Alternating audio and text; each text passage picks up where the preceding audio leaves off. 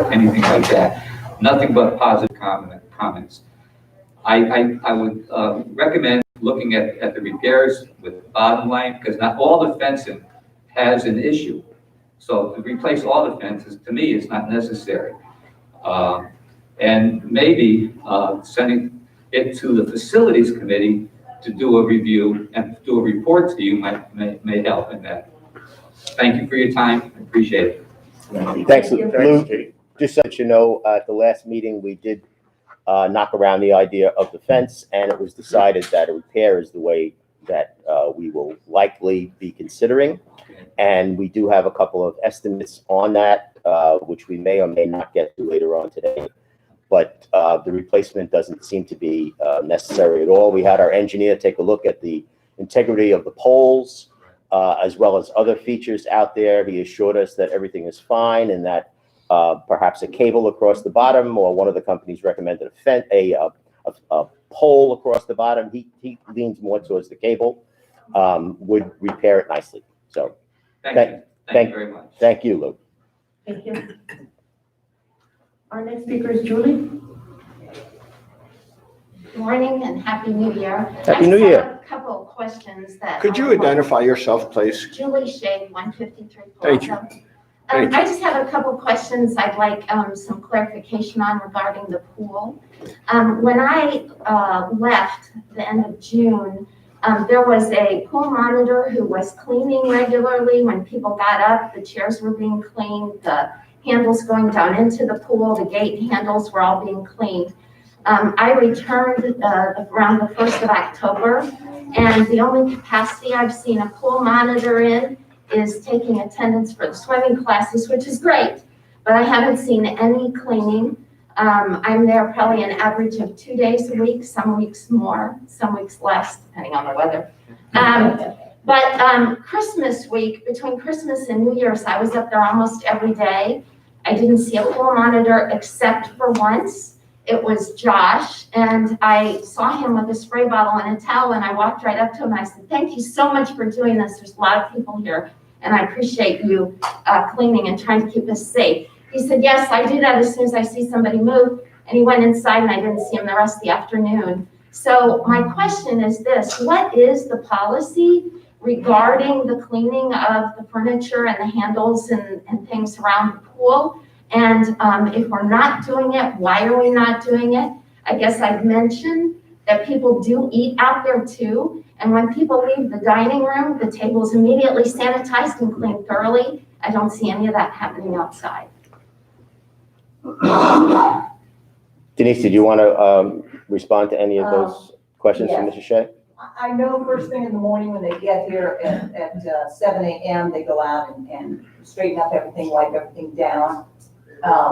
And throughout the day, I will double check why it's not being done hourly like it was at the beginning, mainly because our staff is thinned out and we're trying to hire more, and it's extremely difficult.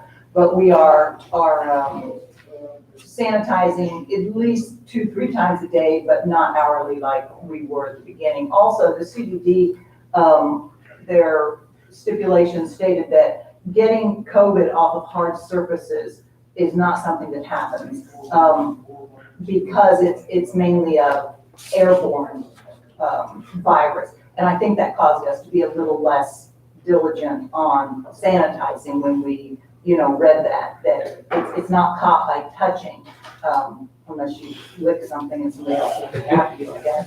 But it's not as dangerous. But we will come out there and do it a little more often to make people, because it's not just knowing things. Sometimes you want to see it. And so we'll go out and do a little more sanitizing. Explain to everybody the hours and the days of the attendant. Our attendants come in early morning. They were coming in at 6 a.m. I've asked them to push it back to 7 a.m. Because that way they come later in the day. We had a lot of people, they come from 7 to 3. At one point they were coming, one of them was coming later and staying till 5, because at 5 o'clock we also have a lot of issues. And I have on the budget 40 hours for a pool monitor. We're actually pushing 55 hours. that we're doing to try and get more time. So, we will try and get it out there more sanitized and more visual. Well, I would just remind you again, people eat out there, they eat out there sitting in the lounge chairs, they eat out there at the tables, and it's not optional to clean them in here, so it probably shouldn't be optional out there. Mr. Chairman, I'd like to address another issue relative to the pool monitors. I've Sure. received several emails from residents, again, during the busy holiday week, et cetera, of the pool monitors not being visible, balls being thrown in the pool. So I think we need to, and other issues along that line. So I think we need to address relative to the policy of the hours and making sure that there is a visible presence enforcing in a positive way particularly for the visitors that are coming in here, what the rules are, so we can have a safe environment in that pool area, particularly during the height of the season. I also think there's a good point made certainly about eating out there. And that, to me, that's a no-brainer. Those tables need to be wiped down and cleaned. And it is important that it be visible, that people see that the cleaning is in fact going on. 12,000 new cases yesterday. We can't deny this, right? We have some active cases here in the community. I know of at least one death. We all know this stuff. So this is real. This is not something that is going to disappear tomorrow, and we need to continue to be vigilant. And with that, I'll say thank you to everybody here that is wearing a mask and that is following the procedures in here. It's very important. I would just ask that you consider publishing what your policy is and letting people know. Okay. Okay, Mr. Chairman. Yes, sir. I likewise received emails concerning the activities at the pool during the holiday seasons. It would seem to me advanced planning for certain times of the year is necessary. We all know everyone will have their grandkids here during the holidays.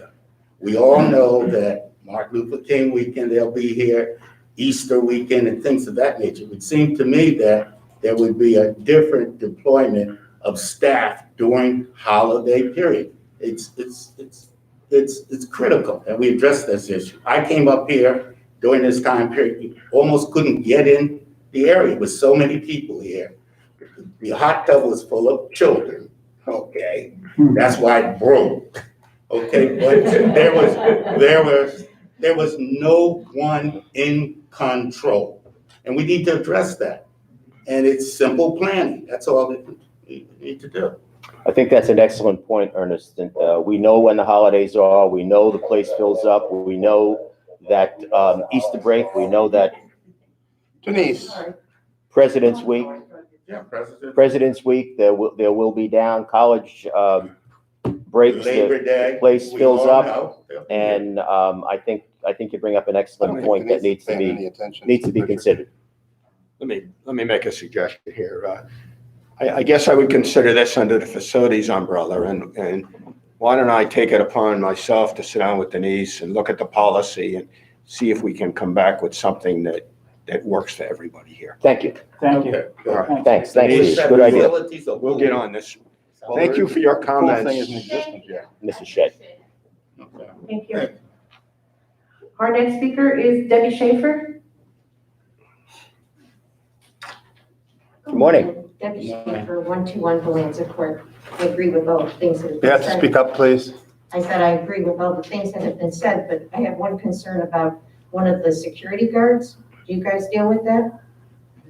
Okay. I can't hear you, I'm sorry.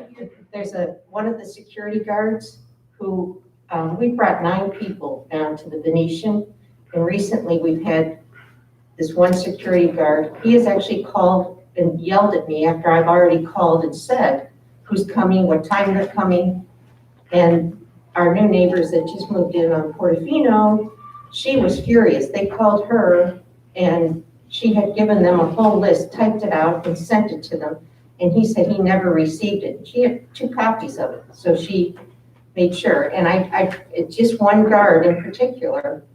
And I think something should be addressed about him. I don't want to bring any more people down here if they're going to be treated like this. You're talking about people that are coming in at the gate? Yes, You've put a name down there, you said Rich Bracco is on my list, just let him in. I come through, or I said, identify no, myself. Rich Bracco's coming to fix my refrigerator between 8 and 12 a.m. Please let him in. I don't know what kind of truck he will be driving. Right. And they call and they say, you never called. You know what it does to our lineup? And they yell at me. They have no right to yell at me when I've called and made the arrangements. Okay, And it's just one guy. And okay, it's the guy that's on the voice mail. okay. Rich? I think we can probably address that, yes. Yeah, I'd like to make a comment. This is something the gate access itself was something I brought up when I was a new member of the community and also on facilities.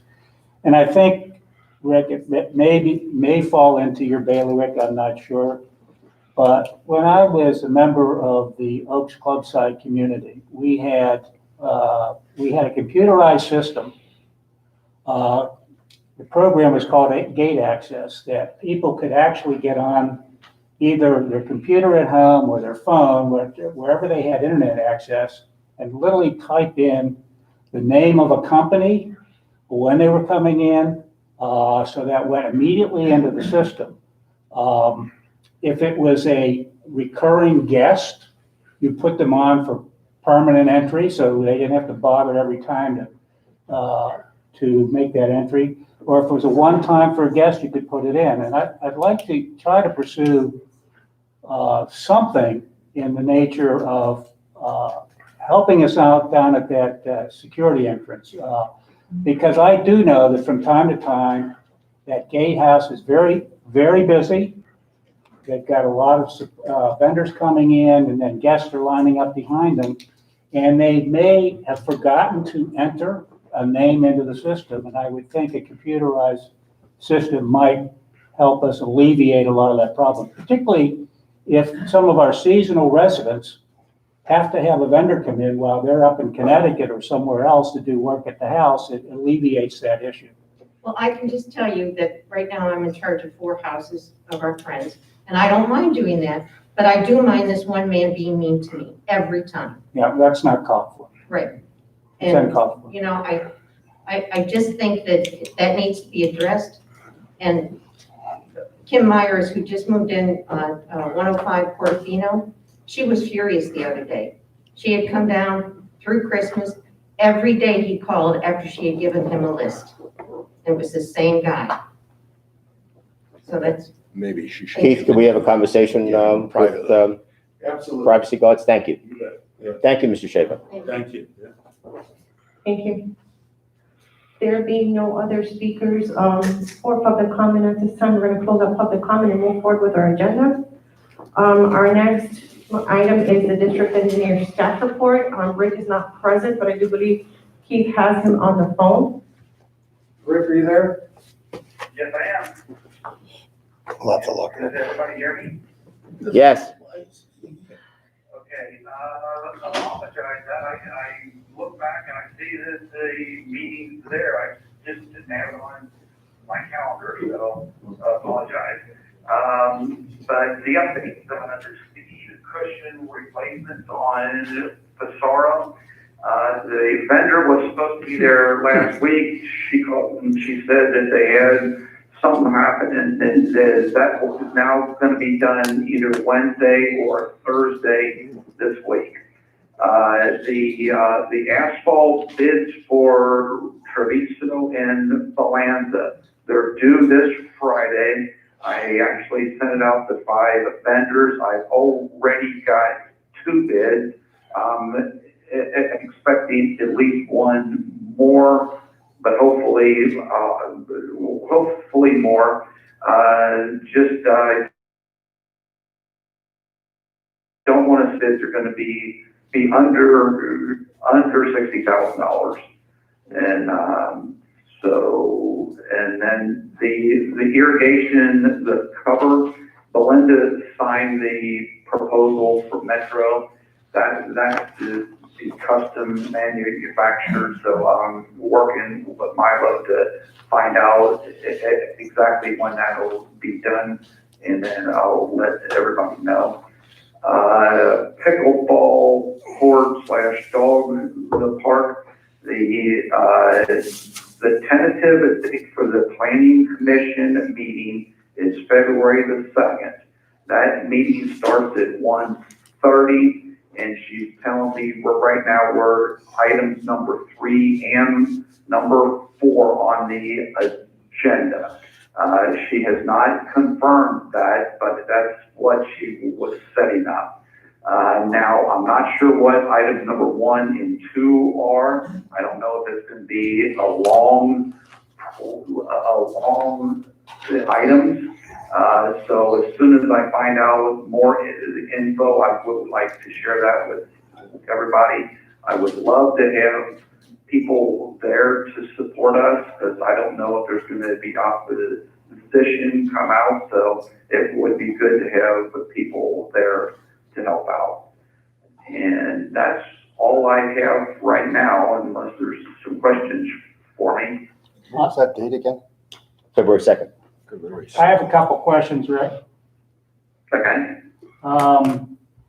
Just because this will probably be an update in Venetian Views at some point. You said the speed bumps replacement will happen this week. Is that correct? Wednesday or Thursday. Pissarro? It's a little hard to hear all that. I'm not sure what. You asked if the speed bumps are gonna be done Wednesday and Thursday. this week. That's what she's telling me. She told me they were gonna be done last week, and then I called up that we were out there to look, and we didn't see they were done, and she responded back and said that they had some issues over there with some scheduling. So she told me it would be Wednesday or Thursday this week. Does that mean that the speed bumps on Benito have been done? No, none of No, them. they're not. None of them. So it's, because he just mentioned Pissarro, that's No. why I'm trying to clarify that. No. And lastly, what are the streets again on the asphalt repair? Where we're getting the bids? Valenza and Treviso. Valenza? Treviso and Valenza. Valenza. Those are the streets that were affected with the diesel. And when we're out there looking at that, you can see that there's some minor potholes, and it's showing that we probably are down to less than half an inch of the asphalt out there. The piece is still good, so we have no issues with that. But if you look along the edge of the curve, you can see that the asphalt is all down. The diesel, what it does is it loosens up the bond with the aggregates, and then every time it rains, every time the cars go over it, it slowly just lets it deteriorate and washes it away. And so, before we have any base failures, we really need to fix that, but then the price would go up significantly. The last question I have is, I believe at the November 23rd board meeting, the question was raised, is the preserve at Capella 2 part of the CDD? And I think from my notes, you were supposed to research that. The question came up in terms of the cutback around the preserve. Of the tree, right? I didn't catch all that. Keith, you know? Yeah, was the preserve at Capella 2 part of the CDD? You were gonna research that Capella 2. over by the condos? The area where you and I met out there? No, it'd be to the right as you're going into the condos, that preserve on the right. We own it, but it's the CDDs, but we don't maintain it. Okay, yeah, that's my understanding. Yes, I mean, that's something that there is no, as far as I know. I haven't seen the contract, but sometimes you'll have the contract with the vendor to do like quarterly reviews of the wetlands and try to address exotics and invasives. I don't believe that Venetian we have that. Well, I think this issue came up from a resident around that area about who was responsible for the preserve cutback, and sounds like that's still an open concern for whichever resident brought that up at the November 23rd meeting. Yeah, I'm sure I mean, it's gonna be the CDDs, I'm pretty sure. I can look at that and I don't believe the condos were responsible because the CDD, all the wetlands and the lakes are all in the name of the CDD. So if it's encroaching, now the residents have the right to cut vertically at the property line, but, you know, we as the CDD should not let it get that bad though. So I guess in summation, we have to review this issue with, is it LMP? No, No? no, it's not in the contract with Solitude. Or Solitude, excuse me. Maintaining that wetland, all right, and they don't maintain it. So it's one of the ones that along there that it's not in the contract for them to maintain it, go in there and take a look, get rid of the invasive pepper trees and those type of things on that section. Now, it is something that the board will probably, of course, it's gonna raise the price, you know, of that area. What I was told by is that it's like a tree hanging over the property line into the neighbors. You can't go in there and cut it, but you can cut it yourself. Vertical. Not that that's an answer, but that is what I was told about that side of the place. It has been taken care of by LMP. They went over by and cut there, if I'm not mistaken, Bill. Yeah, you're right. Yep. So That Bill was did a take care of courtesy. it for us. That was a But courtesy it's not that they in their did. contract Right. or in their, or in Solitude's scope to do that right now. Well, I guess what I have as a concern is we, you know, particularly with the landscape committee, I mean, we're taking a look at, you know, the beautification and the maintenance of the property here. I'm just wondering if this can become an issue again for us in terms of site and clearance of that preserve. if Carl, We don't have. the landscape committee does not deal with the wetlands or the ponds. That was very clear from the very get-go 2 years ago when the committee was established. So that's not a landscaping committee issue. Okay, so I understand that, Rick. Okay. But the reason I bring it up is we as a CDD are responsible for the infrastructure, et cetera, of this community. And this was brought up by residents, and it's likely to be brought up again. And I don't want to get it to a point where the residents are coming back and saying, this is unsightly, you know, there's overgrowth in there, and not vertical, but into the preserve itself. Yeah, we can't go into the wetlands. Yeah, if I could interject, supervisors, you have a preserve management plan. You also have a permit with the Southwest Florida Water Okay. Management District that you have to adhere to. So your contract is for invasive species, not native. And I think the discussion on this was that there's native vegetation encroaching, and you do not have Okay. native vegetation trimming as part of your agreement.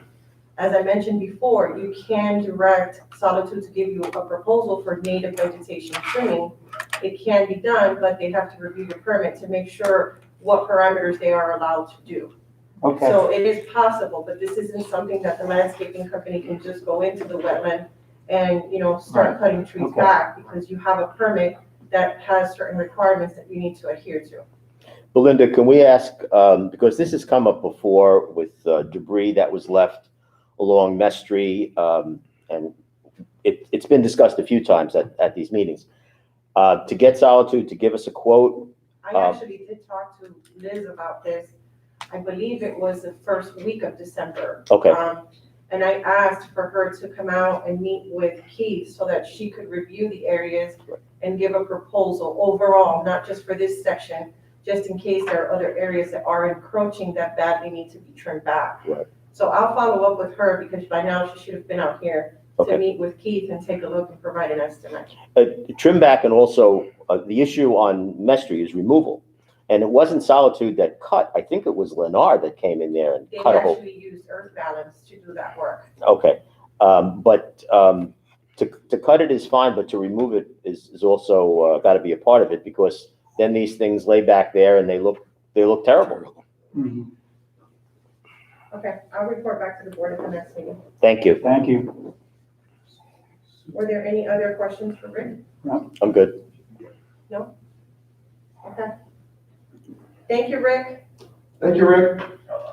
Okay, again, sorry about that, and I'll follow up with Keith and keep that up to speed when I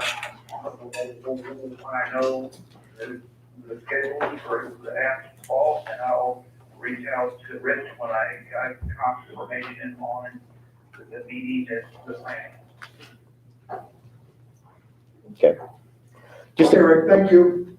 a question on that, Andy. I had already responded to Rick that I will certainly be at the Planning Commission's meeting on assuming it's the second or whenever it is.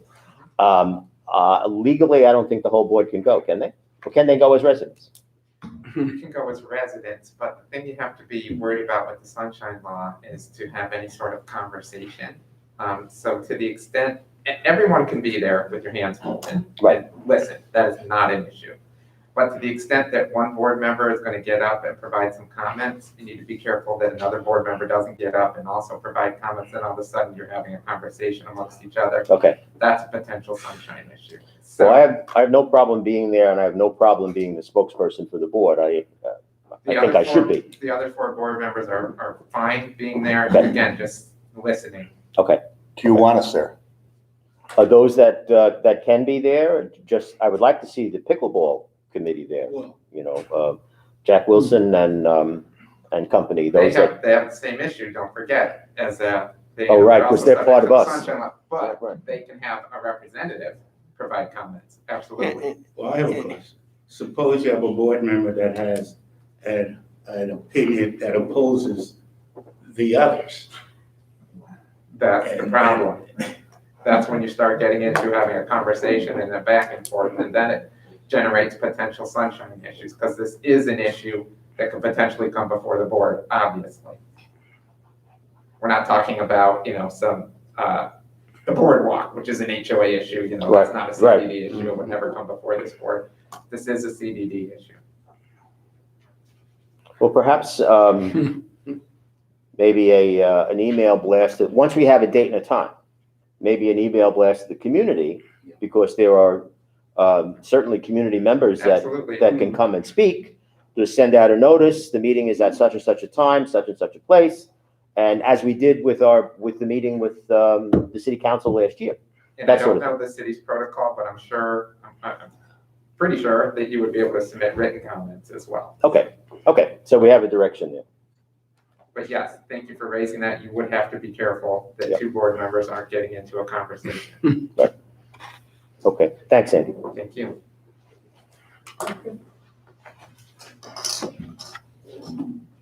So supervisors, we're going to move forward with item number 4, which are our business items at this point. The first item is item number 4A, which is the consideration of the pool lighting to allow for night swimming. This is behind tab number 1 for your review. Denise, do you want to take the board through these estimates? Yes.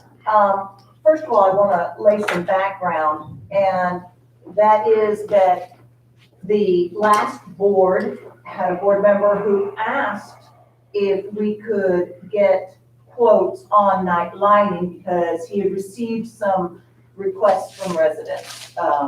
I think 1, maybe 2 at the most, saying that they would like to be able to come before the sun rises. We have a lot of early people who want to use the lap pool or stay a little bit later. So that's what led into getting these quotes. So as you know, I don't mean to interrupt, Denise, but I also want to just lay some background as well. Board members, there is Florida Administrative Code provisions on night swimming. So it's not just like, as Denise, I'm sure will tell you, you can't just throw up a couple light bulbs and be like, okay, everyone can swim now. There are certain requirements that need to be met in terms of lumen and things along those lines that an engineer, and I know Rick has looked at it, would need to explain better to you. But there are definite requirements for night swimming in Florida.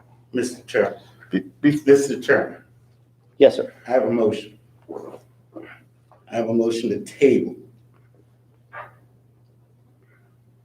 consideration of item A. Procedural.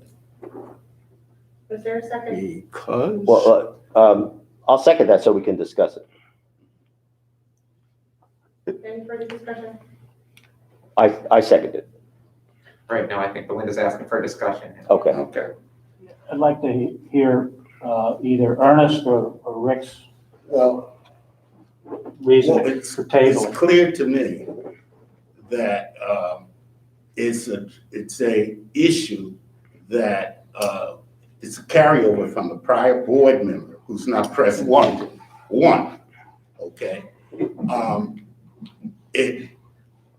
We don't have the money. Two, okay, it causes all types of myriad of problems, like ability-wise for this community to service the needs of a very few people. It hasn't been demonstrated. First of all, there's been a need. I think this is an exercise in futility to listen to all these numbers and all, and we should basically just table it. I happen to agree with Jill and what she presented today on this issue. I know people, I agree with Jill. We don't need this particular service for this community. We're wasting our time. I believe we should just table it and move on to the next issue. I think that if it's something that's going to be considered at any time, it can be considered at budget time. I don't think we have the money for this now.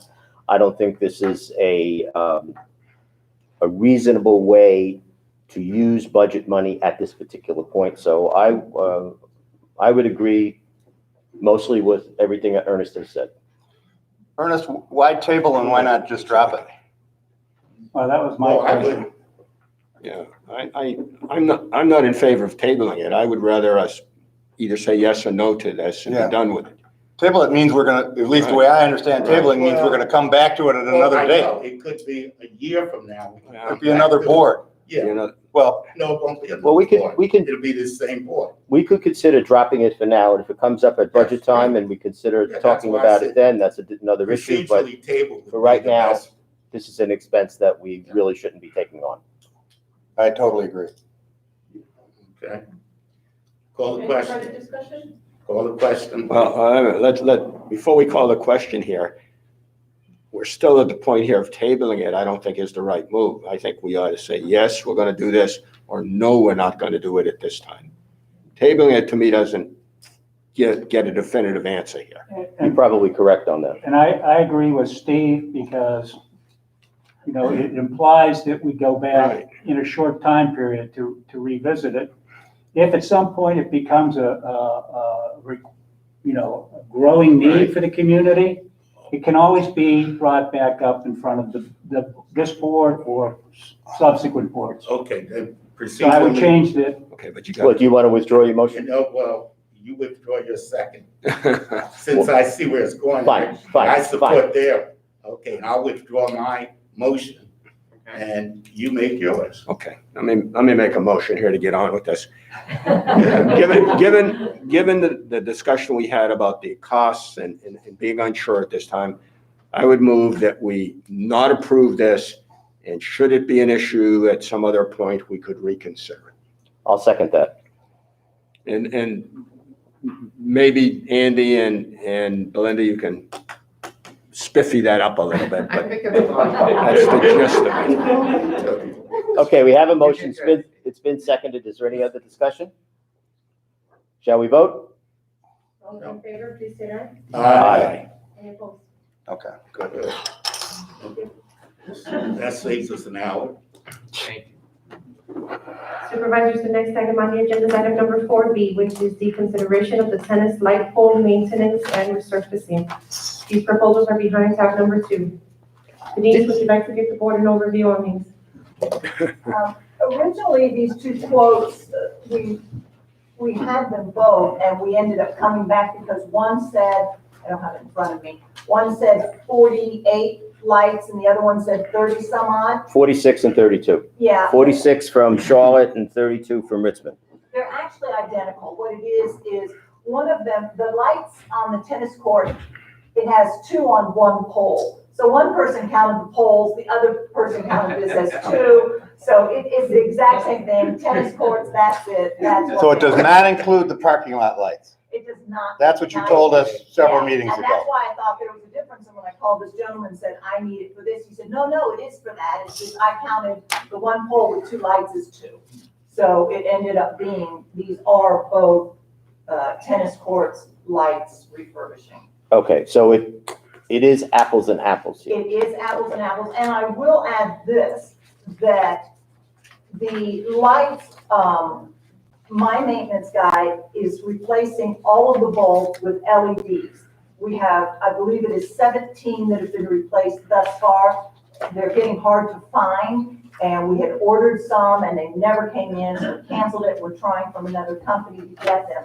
So all of the light inside the fixtures will be changed out to LED. Okay, so this is exclusively on the tennis court, and the way I see it,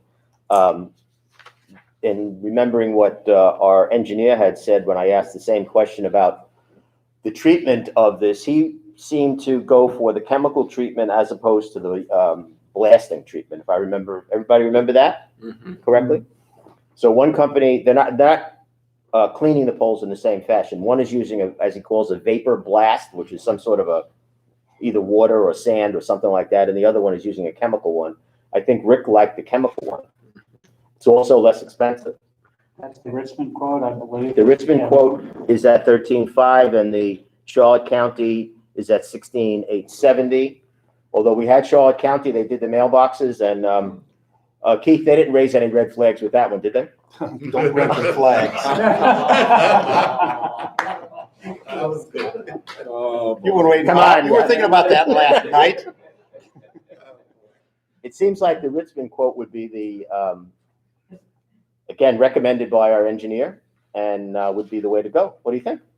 Are they painters, Denise? Because we know that Charlotte, He said he would do it, but I Well- don't know what type of paint they're gonna use. Remember the mailboxes, I believe, were painted years and years ago and had the wrong, and it caused problems. I do not know. in the quote from Richmond, they say they will treat with anti-rusty.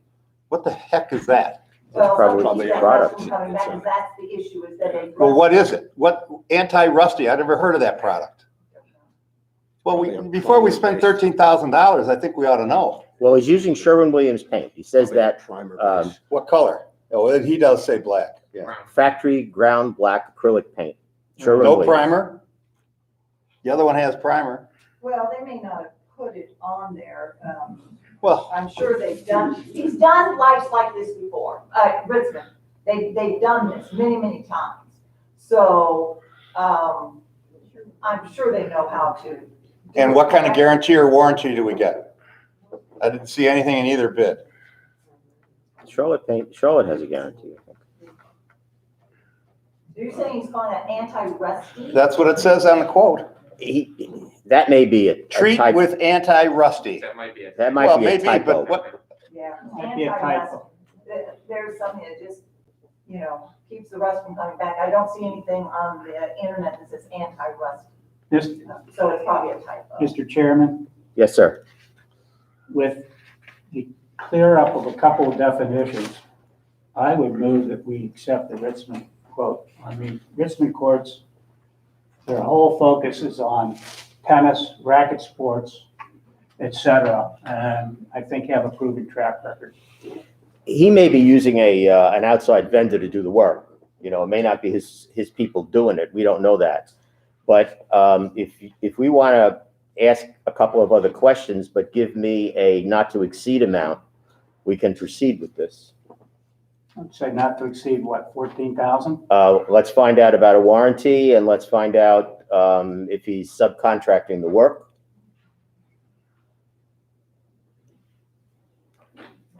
How long it'll take, and what, anybody else have something they wanna Well, know? is there a primer?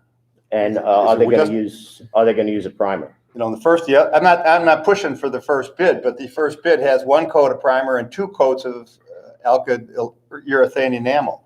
This doesn't, it says paint. There's no, Well, except you have 2 different processes, Rick, to treat the poles. One is a chemical process to start and then Right. paint, and the other is a sandblasting. sandblast. Right, I understand that. But I'm talking about the final coats, Carl. What are the final coats? Okay. You know, you, have a second to that motion. I'm sorry? We don't, We didn't have a I don't second. even think we had a motion, really. Yeah. No, we have- I did have to make a motion that we accept it with clarification and not to exceed 14,000. Okay. Well, I'll second that then. Okay. I think we already did the discussion. Yeah. Also, just, it's $422 a light, if I'm doing my math right, a pole. That's, But again, it's, yeah, but it's about, it can't be 12 feet. It's gotta be what, 6 feet on each side as the angle goes out? it's 422 a pole but basing it on doing the division by poles, which now we know isn't the case. It was 367 for Charlotte painting and it was 422 for Richmond. And I said, well, that's crazy. You know, they're asking too much money. But if we're talking about the same poles, except one guy's counting 2 lights. Right. And the other guy's counting 1 light, but we're talking about the same thing. Then Charlotte's cost per pole goes up significantly. Then it does. Yes, It goes up- right. No, I'm goes up not pushing for them. I'm not comfortable. I think, yes, let's proceed with Richmond, but let's get a little bit more detail on exactly what is gonna be done so that we Okay. get our bang for our buck.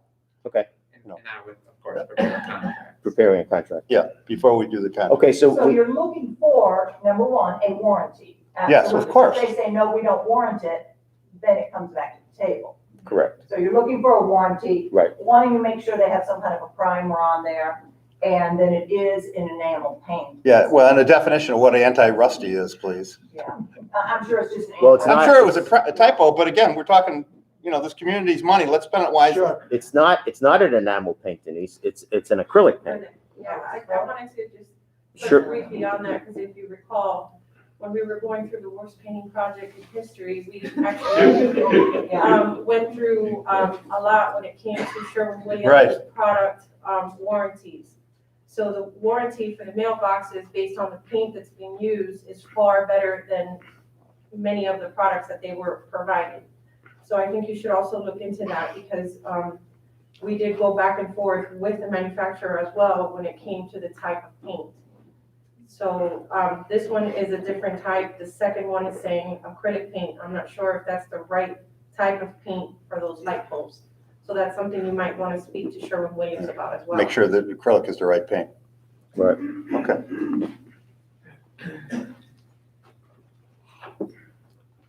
Any further discussion? Just when are they gonna do this? Should we come to terms? Sooner than later? Yeah, it would be probably doing 1 quart at a time, so it doesn't matter when they start, we could just say, okay. And each of them said that we could start at 11 o'clock in case there were things going on in the morning, but it would be, this quart is shut down. Now tomorrow, this quart is shut down. So it's not, the whole thing's shut down for a week or anything like Okay, that. great. So we'll work around the tenant schedule and make it convenient for everybody. Perfect. Go get them, Mr. Did Chairman. they reference whether or not they have to pressure wash at all? They did not. Because we did come across that as an issue as well, where we were required by Sherwin-Williams to actually have the mailboxes pressure washed as well. So that's another question you might want to ask. Okay, and we ended up pressure washing them before the sandblasting. And then there was another deal where we had to pressure wash them again, correct? Yes. The mailboxes you're talking about? Yeah. They had to be wiped down again Yeah. after the sandblast.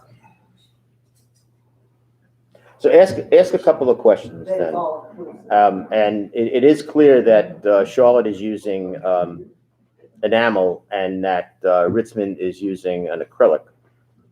But the guarantee is, or the warranty rather, is really what's.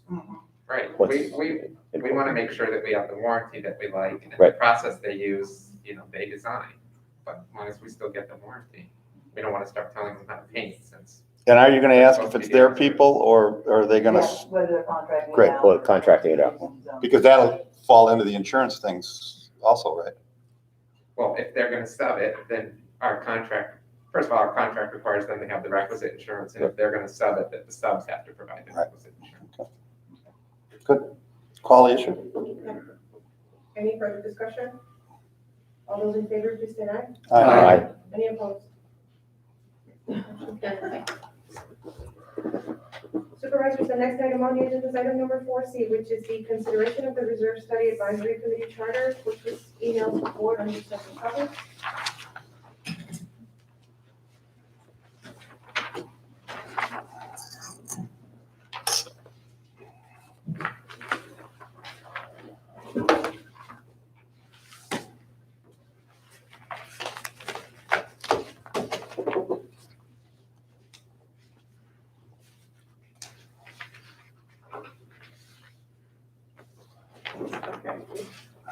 So I did send a draft to the board for consideration. I tried to incorporate as many comments as I could. After our last discussion, there was a lot of feedback that was sent, and a lot of the opinions were of the actual responsibility for this actual committee. And when we had our discussion at the last meeting, we definitely wanted to separate the Reserve Study Finance Committee from the other committees and the other committees' responsibilities, because there were some things that were crossing over. So we'll start with the composition. Originally, there were some suggestions to have a committee of up to 7 members. I included 5, just as a basis. That obviously can change. Rich, I don't know how you want to guide this discussion, whether you want to request any changes in the objective of the committee, how you want to go with this. Well, I'd like to get input from my fellow supervisors. I've already reviewed this with you and made some minor changes to it, but I don't know if my fellow supervisors have. So I'd like to hear what they have to say. If it's okay, I'd like to make some comments. Certainly. Okay. So I have 3 or 4 brief comments, I think. I think because of the nature of this committee and what we're asking them, I would like to see the committee be 7. I think this is a daunting task, and getting a little bit more expertise in there, I think would be very helpful. So I would advocate going up to 7. And Everybody in agreement with that suggestion? I am. Steve, all our other committees are 5. no, Social committee. That's right, facilities isn't, right? 7. 7. And social committee. is 7. Yeah. It was my thought that 7 might be too many. Yeah. But that's why I'm interested in your opinions. Well, here's why I say 7, and it goes back to the Speak up, second Carl, line. please. I can see you now, but The second line, where we say with experienced backgrounds, and we have banking, finance, accounting, and engineering. I think that's a very limited universe for what we're trying to accomplish. It leaves out insurance, corporate governance, small business ownership, manufacturing or quality assurance, purchasing, roads and infrastructure. There are people in this community, for example, that have either had municipal, state, county jobs on road infrastructure or water infrastructure. That's certainly a requirement for us to take a look at the pumps, et cetera, that we talked about. And I just think that with 7, we can get enough people of diverse backgrounds looking at critical issues for us, on this committee. Well, it was Belinda's thought that it be 7. I was the one that suggested that we go smaller than that. However, if we say no more than, and ultimately we don't have enough Right. interested that's true. people, then we do it with a agree lesser with number. I agree. Okay, I agree. let's- And Let me move on with the rest of my, Okay. let me move on because I want to get through my comments. Steve, are you comfortable with that? Yeah, No more I'm than fine. seven? I think we've had a good I am discussion. too. Up to 7 is the Up issue. to- Well, that's what the way it's, no more No more than. than 7. I'm fine with that. Okay, I think we all are. Okay. All right. Under the objectives, I thought they were awesome, well-written, and whoever edited it. I do have, under the second page, under budget, I need some clarification. Is this a separate workshop? And then it says down below to be considered at a Board of Supervisors meeting. Well, we have workshop. Remember when we do our budget? Well, It is a budget workshop, so Okay, I'm fine if that's what's intended here, and that would be with the Board of Supervisors? yes. Okay, I just want to make sure I understood what that said. Yes, so we do have, I think we had 2 workshops last year. Mhm. But I'm we fine. don't have a budget workshop, so the intent would be for the committee to make its, presentation on funding requirements based on the updated reserve studies Mhm. at the budget workshop, so that we can update the budget numbers. Okay. All right, and then I'm curious about, is this a time-limited committee? And does it need to say that? And secondly, should we put a completion date as to when we want to get this thing? So it doesn't drag on forever. And those are my comments. Well, I think I that thought the intent was that it would be an ongoing committee. ongoing, I thought it was a standing ongoing committee. committee. Okay. Year term. Then- Maybe we should state that. Okay, so I would appreciate it if it's stated, this is a recurring committee. Yes, this is Okay, a permanent committee, if you will, okay. of And, the CDD. and the first go, do we need to stipulate a date when we want the first product in terms of the report? Or should we just let it play itself out? I think you gotta get a committee. Yeah, I'd like to see the together committee get, and a liaison, which is, I understand, Rich. right, it's gonna be me. To get moving and answer some of those questions and come back to the board. Some of the questions are hard to answer because we don't have a sitting committee at this moment. But I'm in favor of getting this out to the community as soon as possible so that we can seat this committee. Well, you do have, the very last thing in here is initial committee reports to the board 45 days from the first committee Yeah. meeting. You have Right. that milestone. Well, that's an initial report. Right. All right, I'm fine. Well done. Okay. Any other comments? I would have one. I think this is a really good go. I would hope that with a seated committee, they might want to fine tune, the charter. Well, then it would come back to us. Yeah, That could happen. And then I would, as the liaison, I would bring it back, or whoever right. becomes president of this committee or chair of this committee would bring it back to us for reconsideration, I guess is the word. So I would only add then, I would go back to my original comment about experience backgrounds with the following industries, that we expand that. And then when we send out the notice for volunteers, it include that expanded list of background experience. Well, what if we just said in other related experiences, something like that? Well, the only reason I say that, Rich, people look at that banking, finance, accounting, and engineering and related experiences, then they may say, this is the only type of people that we're, areas of expertise that we're looking at.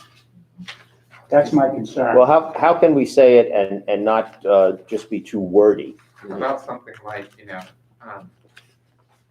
those with experienced backgrounds in the subject matter, including but not limited to. There you go, Yeah, included but not limited Something to. like That kind of, I would go with that.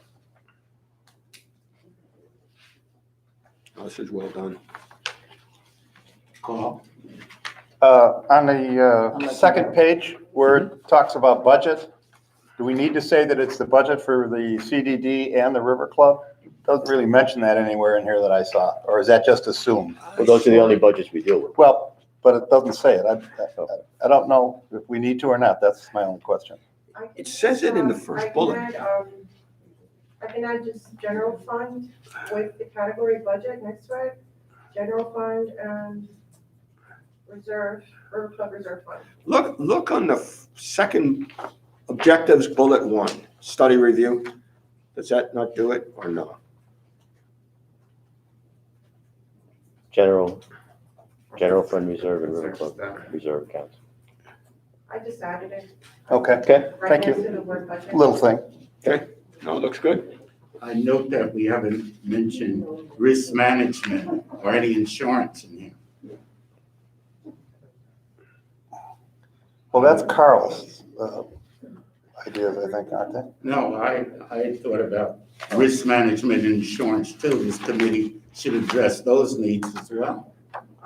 As it relates to the reserves, in what? No, I meant under this finance reserve committee, it would be one comprehensive committee. I'm just trying to understand, the risk management side of it. Well- Could you clarify for me, because Well, I see it as They- two different things, so, on the risk management side, what would, you want the committee to? and looking pursue? at the assets and our assets and requesting, The asset review is here. It doesn't say risk management, but it does say asset review, first page, well, I would just request, second bullet. I just think we need some notation of risk management and in granting this particular committee that ability to make recommendations regarding this. It's up to you guys. Currently, your district manager team fulfills that role. Yeah. Bring you the insurance package with recommendations, but if you want to have a committee, whether it's this one or another, take a look at that issue as well. And Yeah. I suppose. I think they got more than enough to do. Again, the charter is not necessarily carved in stone. Things can change. So if that becomes a consideration for the committee, then we bring it back to the board and say, this is what we'd like to add. But, Belinda, I think you did a fine job with this. And I thank you very much for synthesizing the information that we sent to you to put this together. Yeah. But it is a fluid document. We can make changes to it that might become necessary. We can, this is just our starting, charter. Obviously, this is gonna change as we go along through this process, but the goal would be to release this charter this week. Mhm. So that we can start receiving intents to present to the board hopefully by the next meeting. So we get started, yeah. Be mindful that the members selected may ask that we amend it to Yeah, that's cover possible. Sure. issues as Yeah. well. When you get people that have expertise in these Yeah, fields, right. they may say, well, we need to do this or we need to do that. That's reasonable. Board members, do we want to get a motion to approve it in substantial form? I'll make a motion that we approve it based on the limited changes that we made this morning. I second. Any further discussion? And I've made the changes as we were discussing, so I'll recirculate this and take off the watermark and Okay. resend it to everybody. Okay. All those in favor, please say aye. Aye. Any opposed? 10:33, does anybody need a break? Sure. Yes. Okay, I'm gonna take a 10-minute break at 10:33 a.m. Andy, can I talk to Carl about this during break?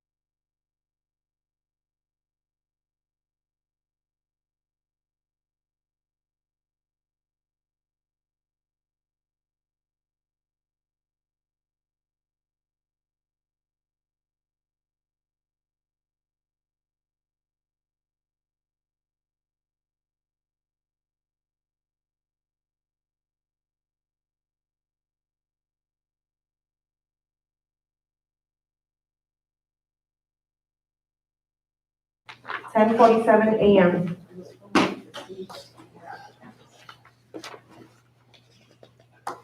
Thank you. So supervisors, the next item on the agenda is item number 4D, which is the appointment of the committee members to fill the vacancies. Can I go first? Sure.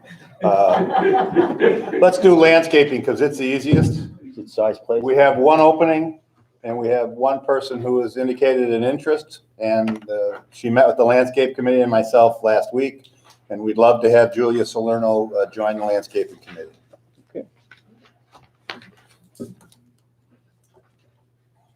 Very efficient. I am nominating Julia Salerno for the landscaping committee. Can we get all the nominations and then just do one? Yeah, that might be a better way to go if you'd like. Okay, so for landscaping, we have Julia Salerno. Who's next? Well, social looks like there's 3 openings and 2 applications, Rich? That's for what I saw. It's call. What we had. Yeah, I tried to do that spreadsheet so you could look at each one of them. But Keith, you gave us, are these 2 new? Those were not part of the PDF that I sent the Yeah, board. these. One is for facilities and the other one is for racket. Facilities, one is for facilities and the other one is for racket. The one for facilities, Mr. Kleinglass already has. So, Just a point of order. Some audience members said they can't hear us. Can we use a mic when we speak up here? Come close. No. We can pass the mic around. Jump over that. Thank you. Go ahead. so, for the social and dining, can people hear me? Yes. We had 2, that was, Mark Fafford and Livy, and, was that Sarah Quinn. Sarah Quinn? And we have 3 openings, so I would propose nominating those 2, and we still need to find a 3rd person. So those are going to be your 2 nominations? Yes. Okay.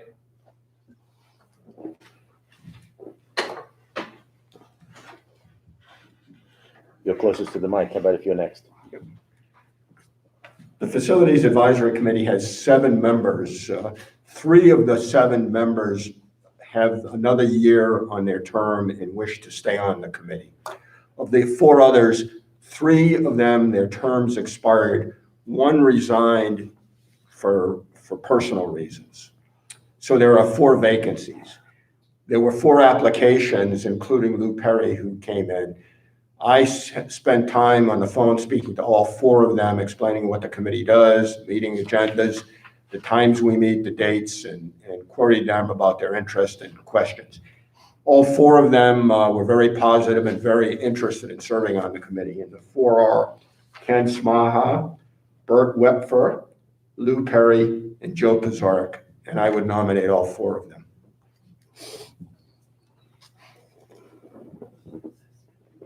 Kind of simple.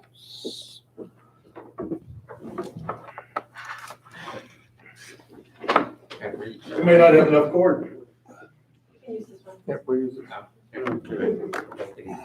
Okay, thank you. Okay, first of all, has the committee actually been created?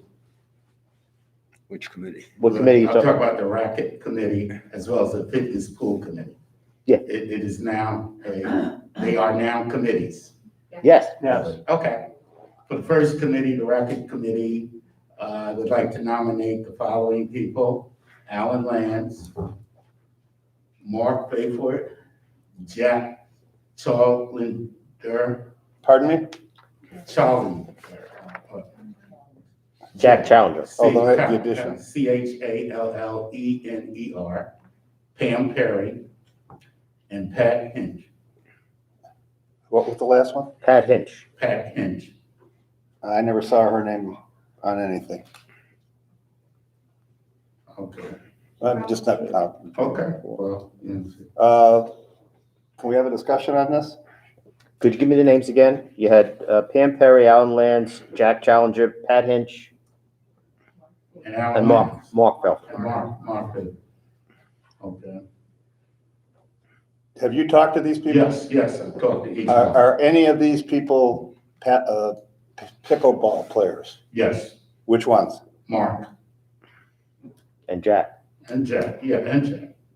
Pardon me? Mark and Jack, Are both pickleball players? yes. Okay.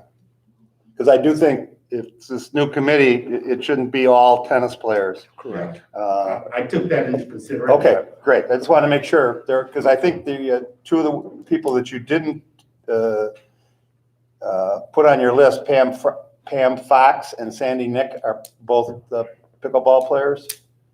Yeah, I know. Okay, so you're, okay.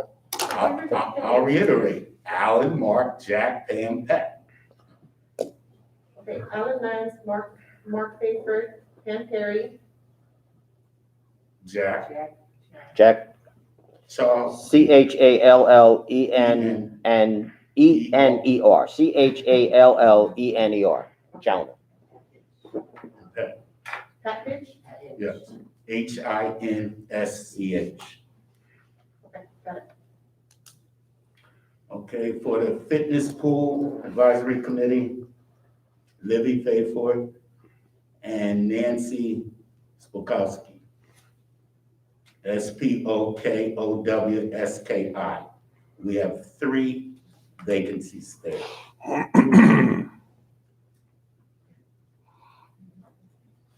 So you need 3 more for that one. Yes, Okay. One more, right? No, you can't have a meeting. no, we're not, it's 5. Oh, You can't have a meeting. So I would so nominate you to nominate those individuals. Okay. No, they can have a, Steve says, can they have a meeting? They can have a meeting, but they can't pass anything. They But can have a workshop. they can have a workshop. But they cannot take And any action. we'll advertise for some more people. Yes, So we need to advertise for 3 for fitness and 1 for social. 1 for social, right? Right. Keith? Got it? Okay, I'll make a motion that we accept the committee members as stated by the liaisons. Is there a second? Second. Second, McCall? Any further discussion? I was point of order. You never made your nominations. Well, I don't have- Never mind. Never mind. Are I there dates, withdraw that, I withdraw. are there dates for these committee meetings? Yes.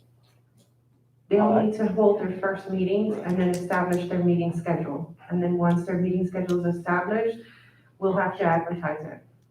Right. But if you're asking about the existing committees, for example, you're on the social and dining Right, committee, that's, they have meeting scheduled for 2020. They submitted that back months ago. yeah, I was only interested at some point making sure these dates also get in the Venetian views. Once the committees are established, that's my only. So that's considered. After we vote on this, I have a question about it. Yeah, okay. Ernest, did you have a question? No, Okay. Andy answered. All right, so we have a motion, we have a second. Any other discussion? Belinda, I have a question. How does the brand new racket and fitness get their first meeting? Can Judge Booker email them and say, or do they have emails or? Well, How will we they'll be notice? provided with their committee emails. And then through the liaison, they can, move ahead and decide when they want to hold their first meeting. What? just And then we'll need to email? know They- because we'll need to advertise it. I did want, just to mention, we do not have a charter for fitness and racket. So we will have to work on those charters. Don't we have an existing one from, We have the recreational, that's the one we have, but we don't have a separate for fitness and racket. I not, think before they were combined, the fitness committee was, working on a charter, but it was never finalized. okay. Any further discussion? Well, I'd just say that fitness thing that was worked on but never finalized might be useful to at least send Thank you. to Ernest so that when they have the first get-together, they can start, not from scratch. They have That was something that Joy Wolf was actually working on. Denise, I don't know if you still have communication with Joy. Maybe she can send you, what they were working on, because I don't have, I see. The one we were working on was a recreational one that never was approved. We used to have fitness and tennis separate, and they had their charters, but that would have been 2 years ago. Right. And I'll see if we can find those in the archives somewhere. okay.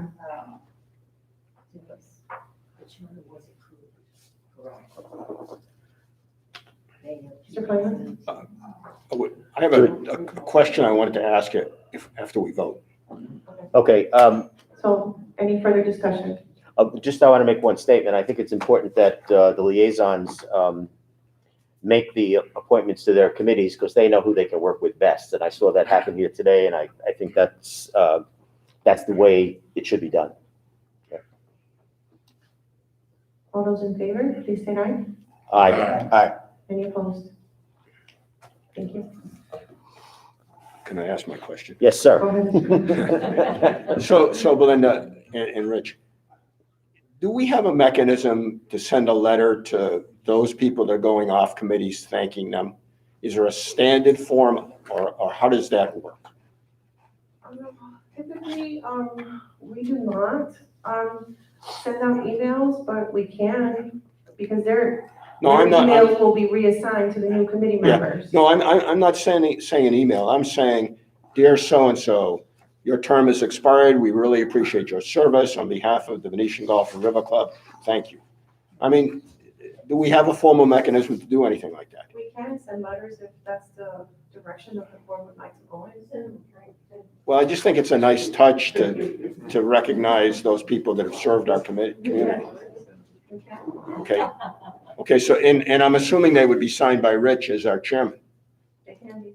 Or by the chair of the committee or the liaison to the committee. All right. Either way, that's Either way, fine. I think I that's, just think it's a nice touch to do it's that. it's a nice way to say thank you. Okay. Secondly, Belinda, you will notify these people and set up their email accounts for them? Yes, what Okay. happens is, once I get back, I will give Carrie direction with all the names and personal email addresses of the committee members that were selected today, and she'll start working on providing them with their new emails and passwords. Okay, and can we establish, maybe not right this instant, but a time for Andy to do a sunshine law workshop for these folks, for Sure. everybody? When, do we want to discuss it now or? Well, I think you gotta wait till we get finish the other committee. Yeah, can we wait just a little bit on that? I think it's a good idea. Yeah, I'm fine. I mean, I've had so many sunshine. sunshine law violations with some of the committee members and I just think we need to get at this again. No, it's a great idea. I just think when the other. I'm fine with it. Committees are full. Sure. Echoing Steve's concerns as it relates to residents that have served on these committees. I know what we used to do in cities I've represented. We used to pass proclamations indicating, signed by the board, official proclamations, thanking people for their service. Something if they wish they can put on their board or their thing. Refrigerator? Yeah, refrigerator or in the cellar. I mean, well, we have cellars up there. But that's really the proper way to do it. Well, That we should, pass a resolution thanking each one of the following people for their service. it's the way to go. Okay? So I would so move that. I- If you accept it. All I care about is there's some official letter or proclamation Well, that's, that goes out to these residents saying thank you. yeah, well, that's how you do it. Okay, so whatever works is fine with me. I like the idea of you signing it as our chair because I think that He throws a little signs weight to it. proclamation. Yeah. Okay. I'm good. Okay, So are we sending a letter or a proclamation? I'm gonna leave it to our chair. Well, what do you think would be the better way to do it? Certainly a letter, I think would be Right. called for. So why don't we do that? A letter thanking the residents for the time they spent on these committees. That's kind of, that. Well, what do you want a document of some sort? You want We got elected to this board. We even got a letter from the governor, by proclamation almost from the governor, a little certificate or something to say. I didn't. Uh-oh. You got one and I didn't? don't take it personally. I mean, it was I don't have a nice. It was portion a here. nice touch. I think we're a classy group here, and we could do Well, we might be able to come up with a form proclamation we should have. a computer-generated, Yeah, there you go. certificate, Yeah. that we could, put together. Quite, you know, I agree. quite honestly, at this stage of our lives, Yeah. um, Well, at this stage, you actually don't need a letter, too. well, the letter, okay. I think we definitely need a letter. If you want to, Both ways. if you want to include a certificate of some sort, that would be fine too. You know, we could, I'm sure we could run those off, Yeah, you can Run those off Photoshop here. something, Sure. you know, plug in. Thank you. So moving on, supervisors, the next item on the agenda is item number 4E, which is the update regarding the TV bar renovation. Mr. Kleinman? Yeah, let me have the microphone if I may. Thank you for adding this agenda item. I did ask for this. It has been my practice, I like to keep the board informed about what's going on with the Tiki Hut. A week ago today, the Facilities Advisory Committee did meet. That's their formal meeting time. And we didn't have a quorum because we had vacancies and they weren't filled. So on the advice of Andy, we had a workshop. And that workshop took place with the two members present in sight and one on the phone. Denise was there, I was there, and we had a telephone consult with Dave Humphrey, our architect.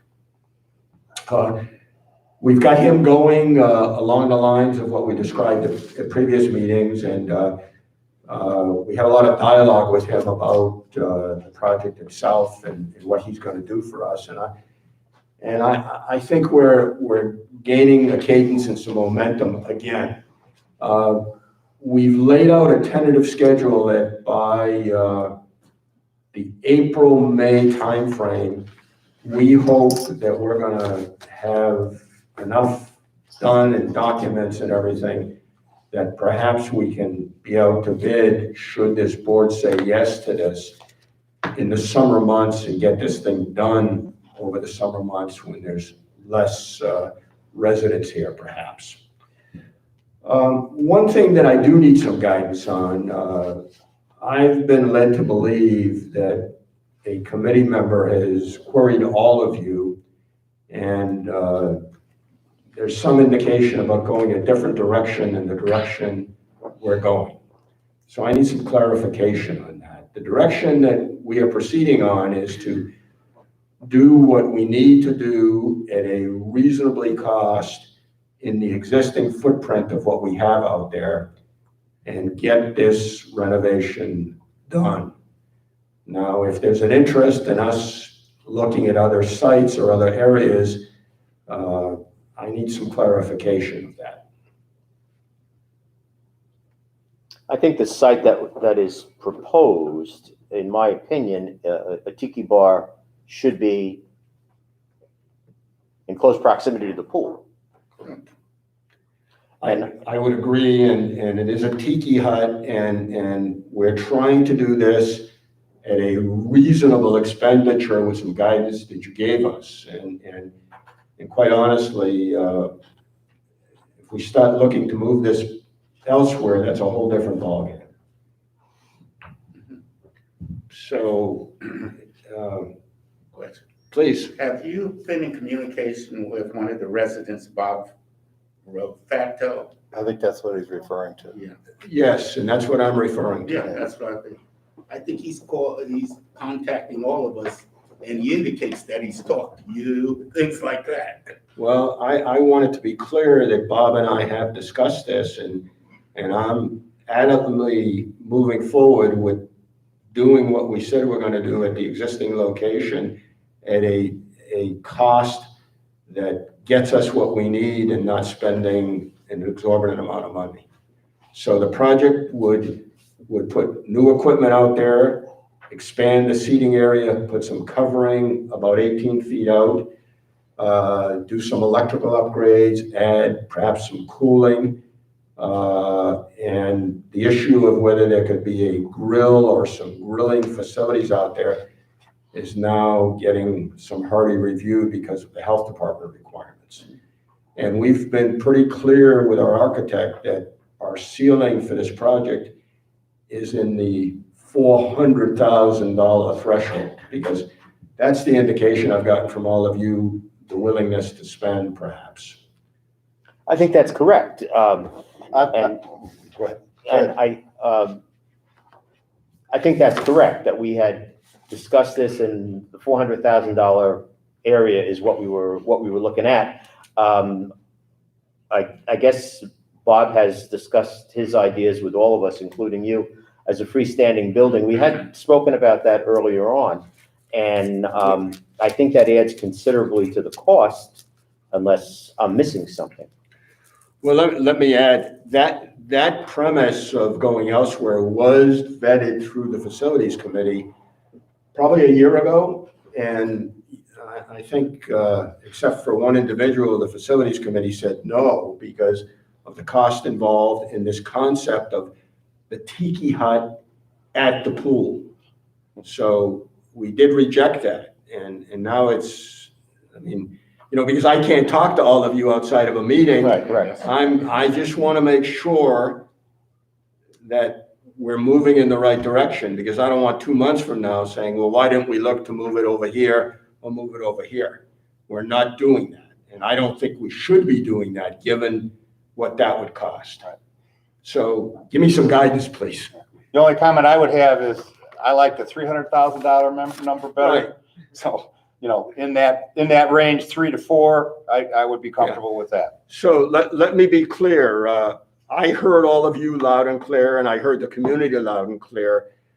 We're trying to keep this, we're trying to keep this down in terms of expenditure, but yet get something that's tastefully appealing, that does what we need to do, and being considerate of everything. Fishman is on board with us. We had a good conversation with Dave about Fishman. He knows them well. He's going to deal with them. He's also, I've put Rick Schaffhauser in touch with Dave, and they're communicating back and forth. So the wheels are turning, and we've drugged this on now for several years. I'm just personally anxious to get this thing to a place where you can look at it and say, yes, let's go. Okay. And we're also going to have once you get to a point, we're going to have a community meeting. Yeah, I'm sorry. Yeah, that was my point. If Rich could just reiterate it. Once the committee gets to a point where they feel that they have enough information that we want to go through this with the community, and whatever it be, artist renderings or what have you, we'll be ready to do that too. Absolutely. Okay, great. Yeah. So Denise, is there anything you want to add to this, given you've been intimately involved in this conversation? No, not at this time. I think it's moving forward. Okay, so everybody's okay. Great job, stay Well, the we're course. not there Stay yet. the course. Okay, all right, I know what to do. Mr. Kleinglass, in May, we only have, the May 10th meeting, and we do have to have the approved proposed budget in before June 15th or by June 15th at the latest. So, it's a difficult timeline between April and May. The sooner they can get, the information can come before the board, the better. Because if any budgetary changes need to be made, we would need to do it within the proposed budget, because once it's submitted, we cannot increase it. Right, no, I'm with you. You know, we did a telephone conference with Dave, so he didn't have to come up here and have other expenses associated with that. So we're trying to maximize the money we have. While we couldn't give them direction from the committee, I gave them direction per your advice, Andy.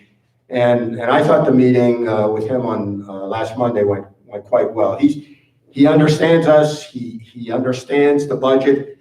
He's actually working the design around that budget. So we'll see what that gets us. Okay. All right. Thank you. Thanks, Steve.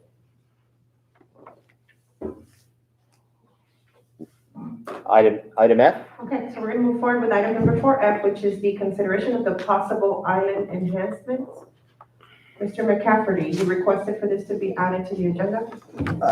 Yes, I asked this to be on the agenda. However, at the last landscaping meeting, we discussed a number of possible enhancements, mostly regarding the flower beds, which are in both the first two islands, the second island, and then there's one out here in the River Club.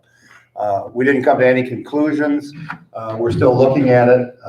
The landscape architect had given us a plan, which you all have, that didn't get a lot of traction at the landscaping committee meeting. So that it's not done, we haven't totally disregarded it.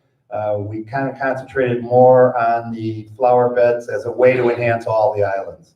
So hopefully by the next meeting, we'll meet the first Monday in February. Hopefully by the next board meeting, we'll have something to actually talk about.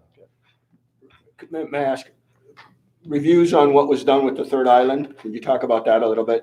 We did. The committee members and myself have only basically received all positive comments except for one negative comment.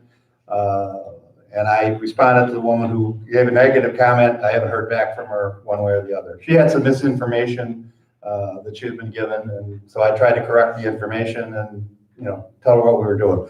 Her comment was that it doesn't look like the first two, and that never was the intent. So that was the big issue. And may I ask, the island out here in front of the River Club, is that in the queue? It's in the long term. Okay. Yeah, it's the next thing that we're having the architect deal with is the cul-de-sacs, giving us one plan for the cul-de-sacs. The fact that there's 31 of them makes that a really big issue. My guess is, well, once we get the plan, LMP is working on some plans for us for the islands. We'll look at the two of those, look at those plans, and then bring them to the board. Well, and we'll probably have to do a phased program where we'll do the cul-de-sacs that are in the greatest need first, and then have, you know, work its way through. Well, I just want to commend you and the committee. Things are starting to move, and the community is looking good. Yeah, and I think LMP is doing a great job. I want to continue them to do that good job. So I am concerned about the irrigation costs. We've spent almost $18,000 on irrigation repairs so far this year, and I believe we only have $25,000 budgeted for the entire year. So, you know, with all the money we spent last year on irrigation repairs, I would hope that we can keep this to a minimum going forward. But we'll be talking to Bill about that a lot, I think. So, Bill, do you have anything to add? No. Okay. I'll just say from a resident's point of view, I think the third island looks great. And I commend you and your committee for what you've done, and LNP as well. They did it efficiently. And in the space of a week or so, the whole thing was turned around. I think it looks great. So, nice job. Thank you. Supervisors, we're going to move forward with item number 5A, which is the consideration of the minutes of the Board of Supervisors meeting held on November 23rd, 2020. These are behind tab number 3 for your review. Are there any questions, comments, and/or changes to the minutes as presented? I move we accept those minutes as presented. Second. There's a motion by Rick, seconded by Ernest. Any further discussion?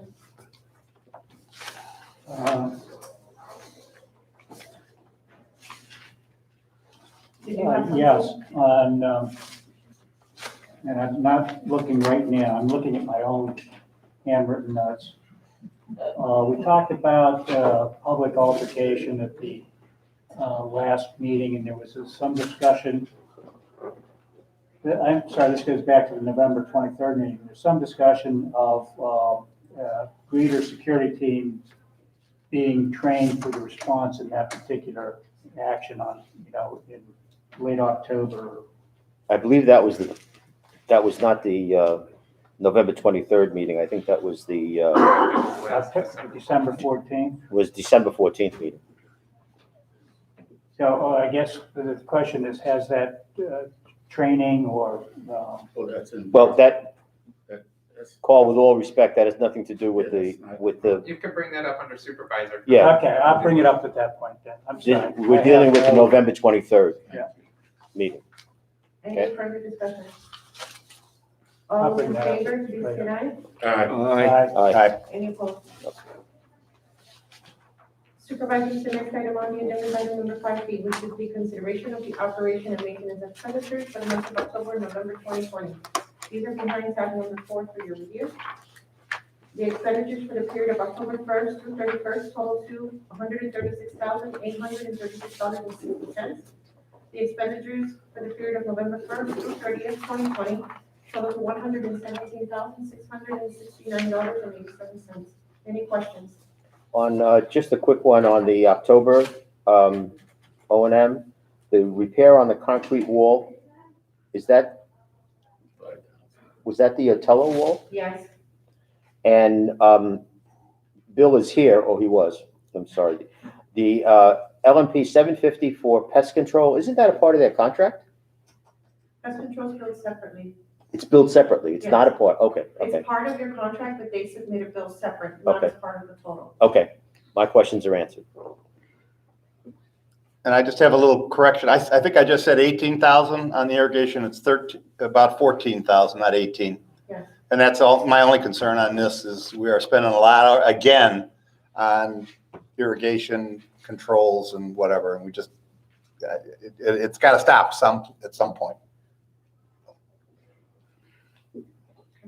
Any other questions? I move we accept these as presented. There's a motion by Rick, is there a second? I'll second it. Second by Rich. All those in favor, I'm sorry, any further discussion? All those in favor, please say aye. Aye. Any opposed? Okay. So we're gonna move into the consent items. We do have, 2 items for your consent. The first one is the Social and Dining Advisory Committee meeting minutes of October 14, 2020. These are behind tab number 5. And we have the Recreational Advisory Committee meeting minutes of November 9th, 2020.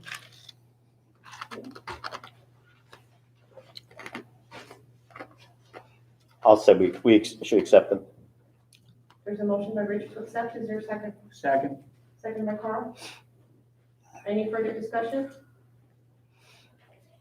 All those in favor, please state aye. Aye. Any opposed? Okay, we're gonna move into staff reports. Andy, do you have anything to report? Yeah, just 2 quick items. Thank you. The first is just an update on the River Club Management Agreement. With Belinda and Carrie's help, we sent letters to all 3 proposers advising them of their rights with regards to protest and such. We waited the requisite time. Pleased to say we did not receive any protests. So we've moved forward with the contract with Vesta. We sent the notice of termination to ICON on December 30th. So there's a 60-day period. So that puts us the beginning of March for starting with the new management company. As I said, we've been working through the contract. David Jackson from my office has been the point person. We sent them the draft. They came back with some red lines, but nothing that I see as any major stumbling blocks. There were some changes in the indemnification provision, some changes with regards to the payment provisions and such. So we're working through those, but we're very, very close. So I don't think that we're going to have any problem getting to a final agreement.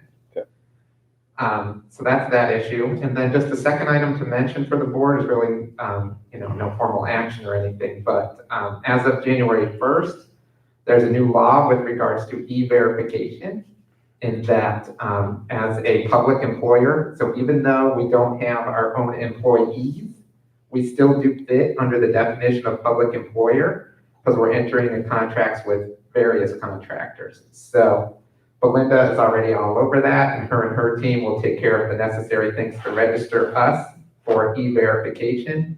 And in turn, any of the contracts that we're preparing, we're including provision in there that's now required that those vendors have to e-verify their employees. So that was more of just an FYI. I'm assuming, Belinda, you'll be the administrator under the statute. There's like a phrase for the administrator of this program. And other than that, I'm glad to answer any questions that anybody has. When did the 60 days start? Is that December 30th. December 30th was when we sent the letter. I don't have in front of me whether it's 60 days from the mailing or receipt, but so figure beginning part of March. Could be a month difference. No, just Won't be a month. mail being what it is. That's true too, but we also emailed it. I hear you. Okay, And thank you. I do know that they received it. Okay, thank you. Any questions? Thanks, Denise, do you have anything to report? I do. First of all, I just want to say that we had 21 people on the live streaming today. Sorry that took so much. You want to do the mic? Do I need the mic?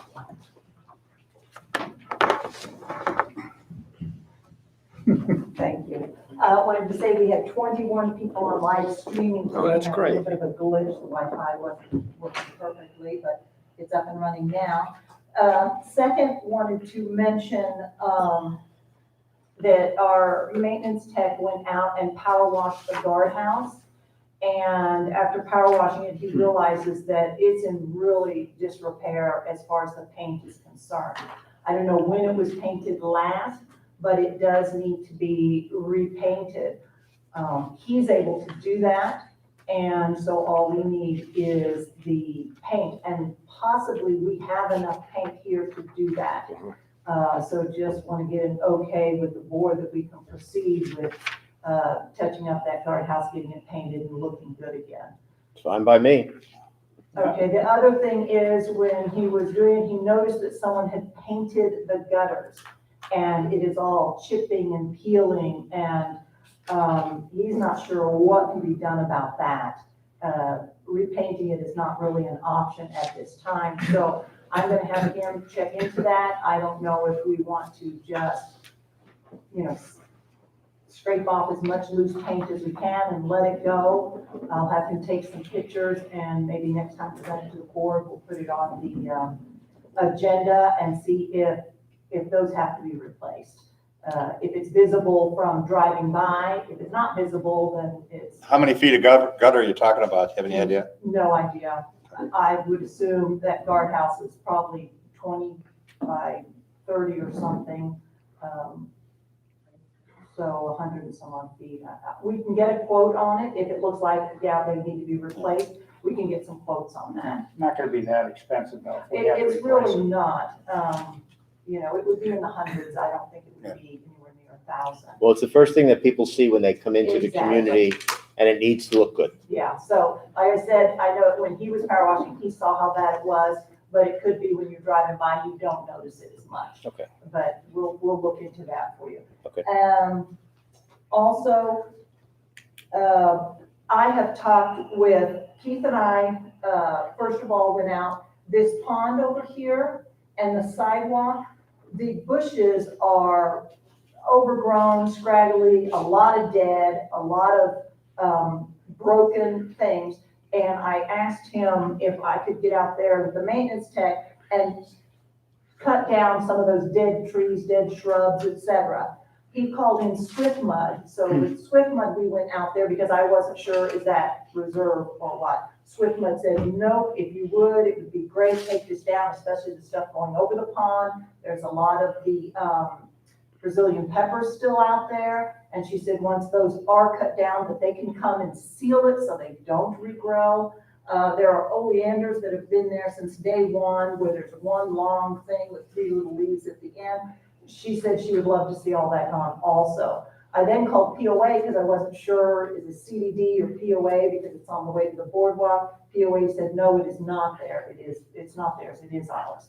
So just wanted to ask the board if the maintenance tech and his helper could get out there and prune some of that to make it look nice, where you could see the pond.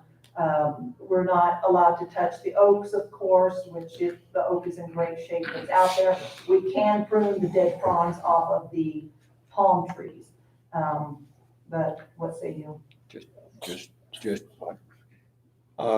In the past, the homeowner over there has had some objections about work being done out there. At the very least, you should notify him about what you're gonna be doing, or her. Well, it's going to be done during the appropriate hours. I don't know if we need to notify anybody. I mean, we have landscapers in here all the time between 7 and 7 or whatever the hours are. I think the concern is if we take some of that out, are the lights from the River Club gonna be too bright? And we really only have this outside lighting, which it's not super bright. Also at dinner time, we've had several diners who said, we'd rather those lights not be on because it makes it, daylight. And we're going to have tabletop lighting where it's a little bit more ambiance. I don't know that we could do where the lights tone down. I don't think they're on a dimmer switch. That might be a possibility. But there are no floodlights, glaring lights that are going towards those houses. And by 9:30, our people are gone, unless there's an event, New Year's Eve, it's lit up until midnight at that time.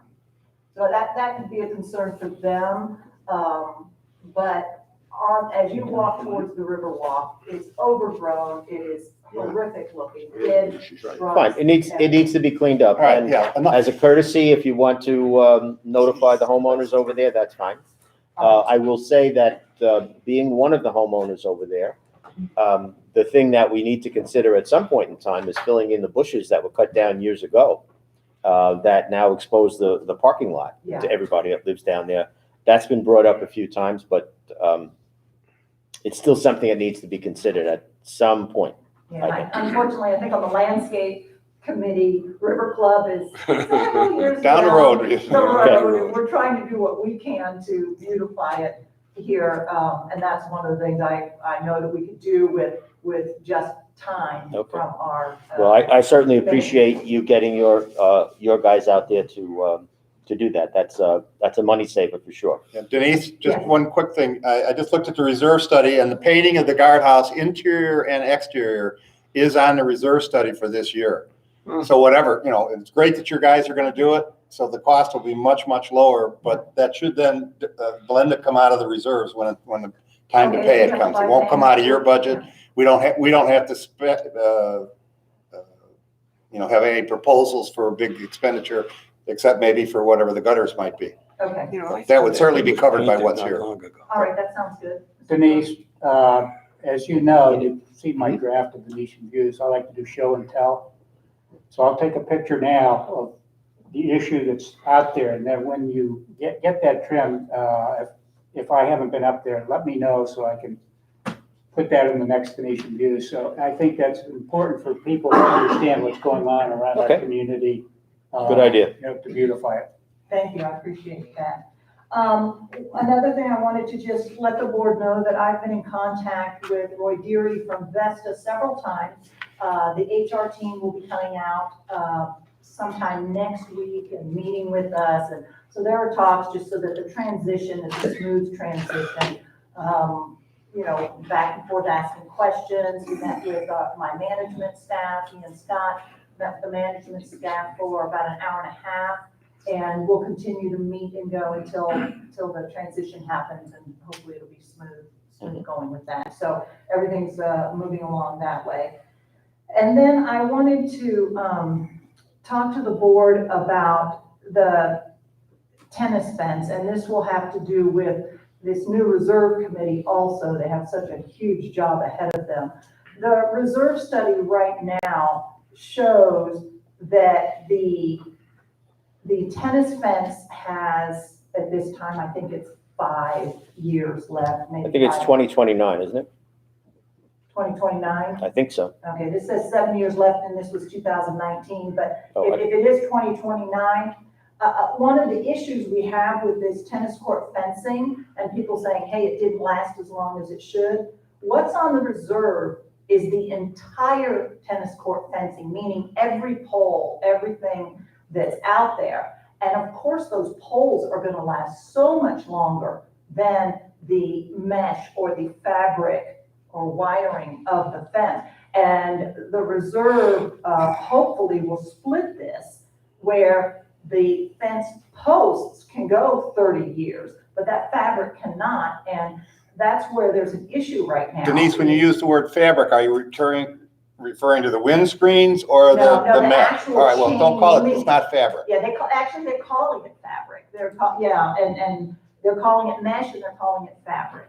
So the actual wiring Yes. is something that lasts half as long as the fence posts and stuff. So that has to be split. And in doing so, if we repair this patchwork repair, in a couple of years, it's gonna need to be done. And then it's gonna be so close to the tear the whole fence down that we're not gonna get our life out of that fabric.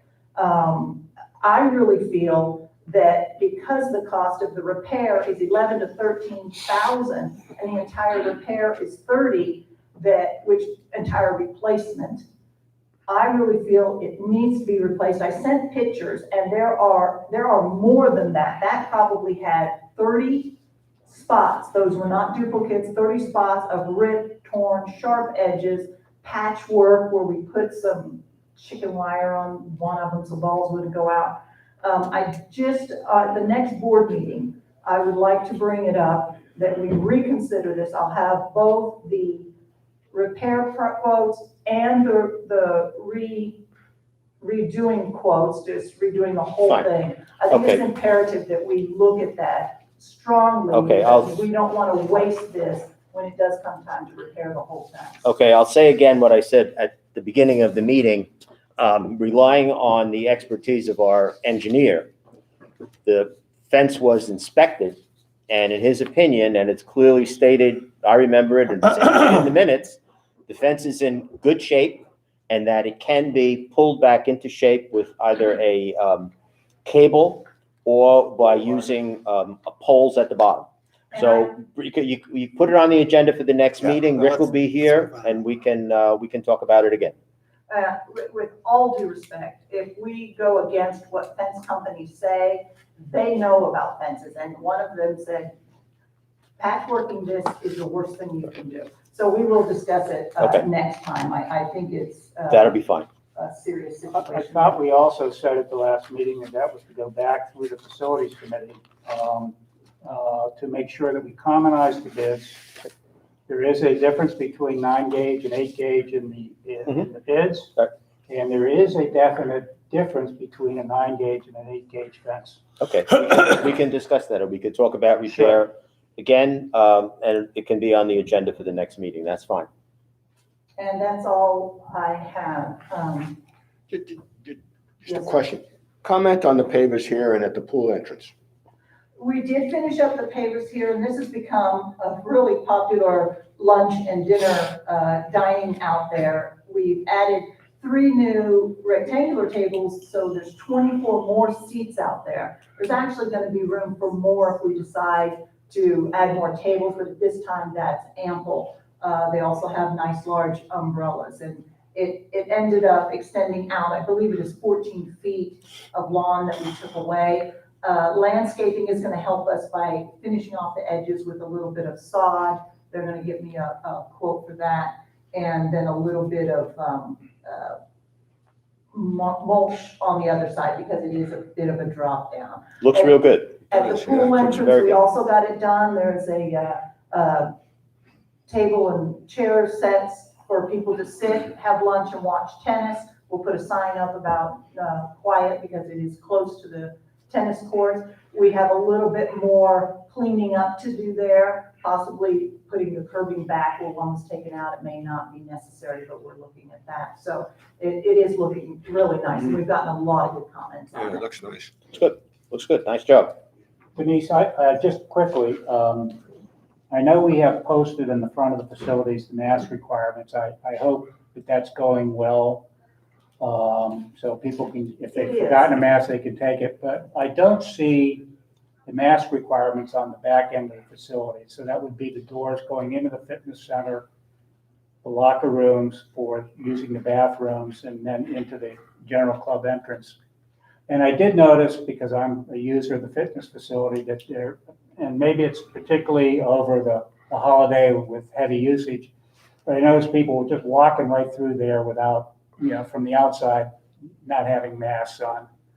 So I'm wondering if we can get some notification out along the back I have ingress, egress areas. I have signs on both of the outside locker room glass doors as they're coming in the locker room. Okay. And then I also posted signs inside the locker rooms that you have to have a mask on inside. I do not have one going into the gym because it's not mandatory to wear masks in the gym if you're exercising, but maybe it should be, that's gonna be iffy because walking to your machine, maybe you should have a mask on, but.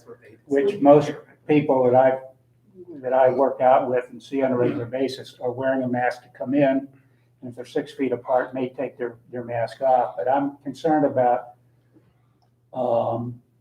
maybe some residents, but particularly their guests who aren't aware of the mask policy and just come right through that entrance. I'd like to see a mask required I'll sign put up one there. on the fitness, or the gym door. I think that's the only Yeah. one that does not have one. All the Okay. others, and of course, I don't have them here, but we don't have people coming in this way Okay. necessarily. The dining people all Okay. know that they're supposed to do that. Sure. Okay. So, and then we do have on the two front entrances, the mask provided, and those are being used. So you haven't found any issues from people protesting wearing a mask coming? I do have one who is extremely upset, and New Year's Eve, we had one, who got upset, but we contributed it to a little overindulgence.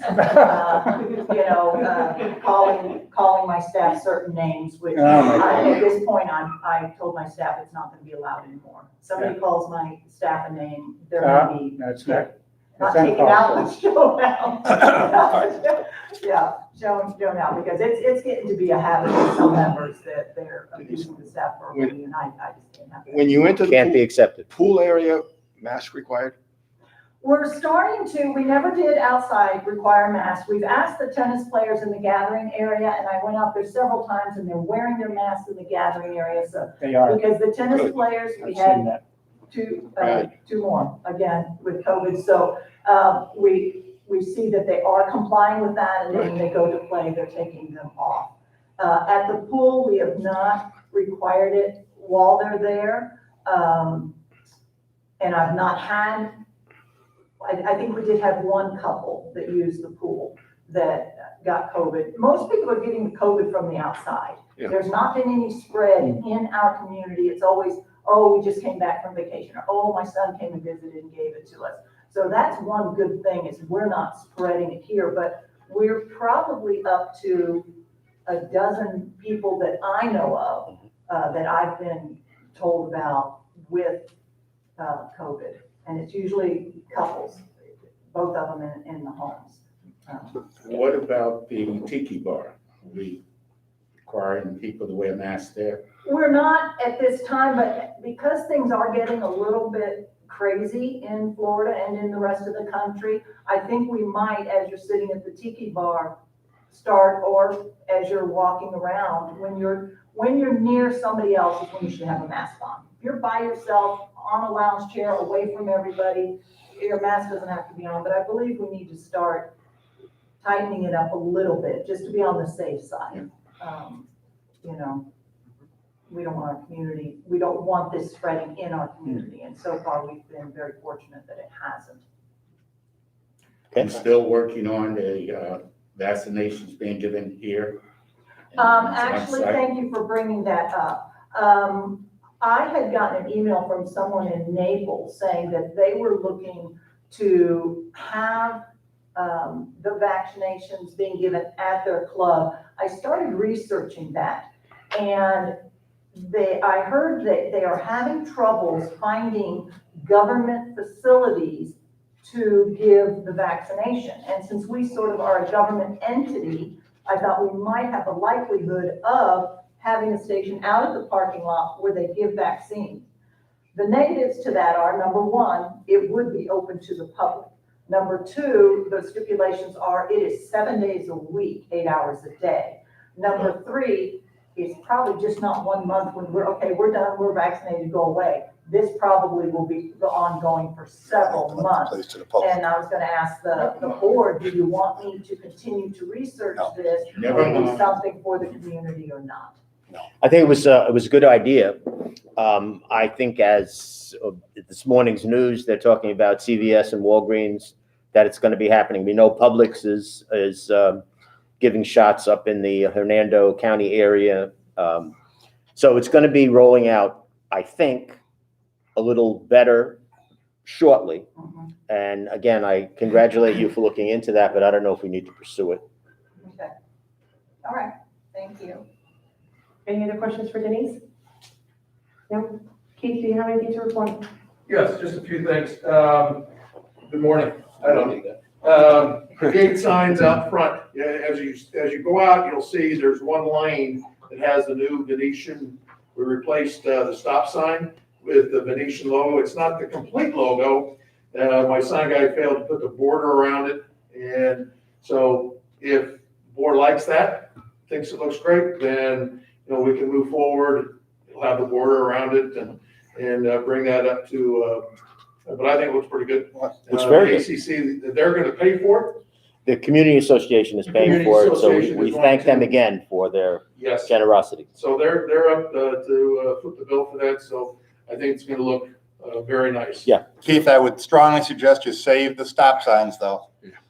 Because will. if people stop knocking down the arms, So you're telling him to go ahead? we already have. Yeah, he No, has to no, go ahead. He Well, I wants, haven't, I just put one up, Right. just so that Right. everybody can see, it's not the action, because it doesn't have the Doesn't border have- around The it. border is supposed to be reflective. And so the whole thing is a reflection, it's a reflective, Right.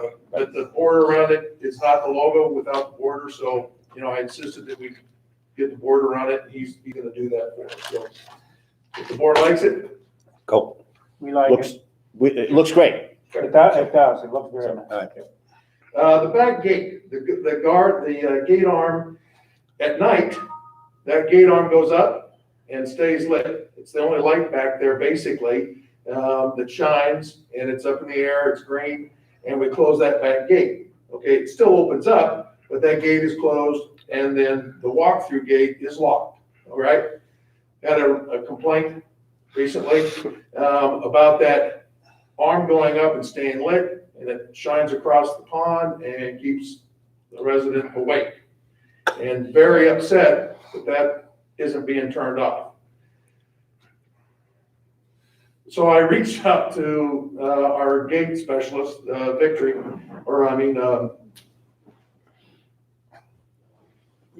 Gates BS. Envision. Had a moment. Envision, and what his suggestion was that at night, when we raise that, we can turn that off, and he'll put a strip on the actual gate itself, so it's low enough that the plants or the shrubs there, hide that, all right? And that'll come on, and then in the morning, the gate, they'll turn that all on and turn that one off, and Fine. it's a solution. Fine. But I'm not, right now, the cost, I can't think that it's gonna be exorbitant. So it's All right, you'll get a price on it. it's a lit strip or is it a reflective strip? No, it'll be a lit strip. Okay. Yeah, we need to have that You need light. to have it. You need to have a light there so that, Sure. they don't run into the gate, okay? So, and it happens. It has. Don't laugh. A couple other things. John, our maintenance guy, is out for, we don't know how long, under medical problems that he's going through. I have we put out on Indeed to have, to get some applications. I've received one, and I'm meeting with him tomorrow. We'll see. I'm not sure how long John is gonna be out or if he'll ever return. So, he's, the wealth of knowledge that he has is, we call him daily sometimes to ask him about, we've been using, the Venetian's, maintenance guy, Joe, and then he goes out and takes care of the lights or the electrical part on our mailboxes for me. And then we just get billed from the River Club for his time.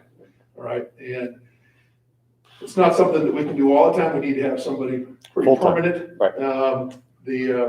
So as soon as I get some more, or I find somebody that can do this job, it's not a hard job by any stretch. Okay. It's just, but we'll find somebody and get them rolling in Okay. that area. For as long as John is gone, Mhm. it may be turned into a full-time position for the individual. Okay. Denise brought up about the masks being worn. I think we need some more direction on if somebody comes in here and walks in, we ask them to put a mask on and they say, no. What do we do? All right, as a staff, I hear that, you know, I'm not putting one on, have a nice day, and walk off. What is the, you know, our position here? Well, you'll have to leave, you'll have to, you know. The board passed a resolution, I think, at the November meeting, or the December meeting, rather, about making masks mandatory at the River Club. So it is what it is. However, I've had a bit of an email exchange with the chair about it. Yeah. I think that the very first thing that we should do is see if we can offer them some sort of accommodation. If they're here to pick up some food, let's say, and they say they're not gonna wear a mask, you know, can we bring it out to you? Something along those lines. Other than that, I mean, this is still a public space. So we did pass that. I do think that we need to be careful with how far we push it.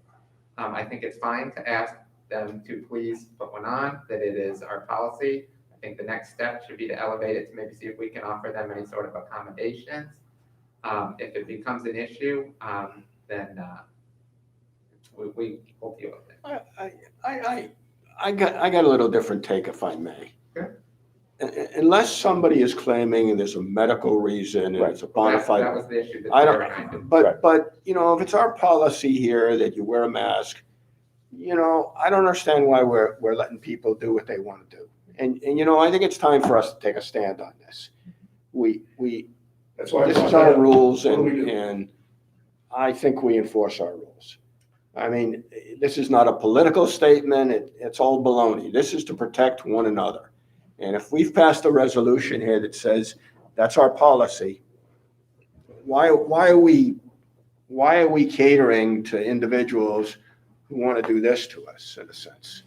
Well, Steve, though, what if somebody does have a legitimate medical reason? I don't have any problem with that. Then I don't have any problem. So they, somehow or another, they have to show, Right. no.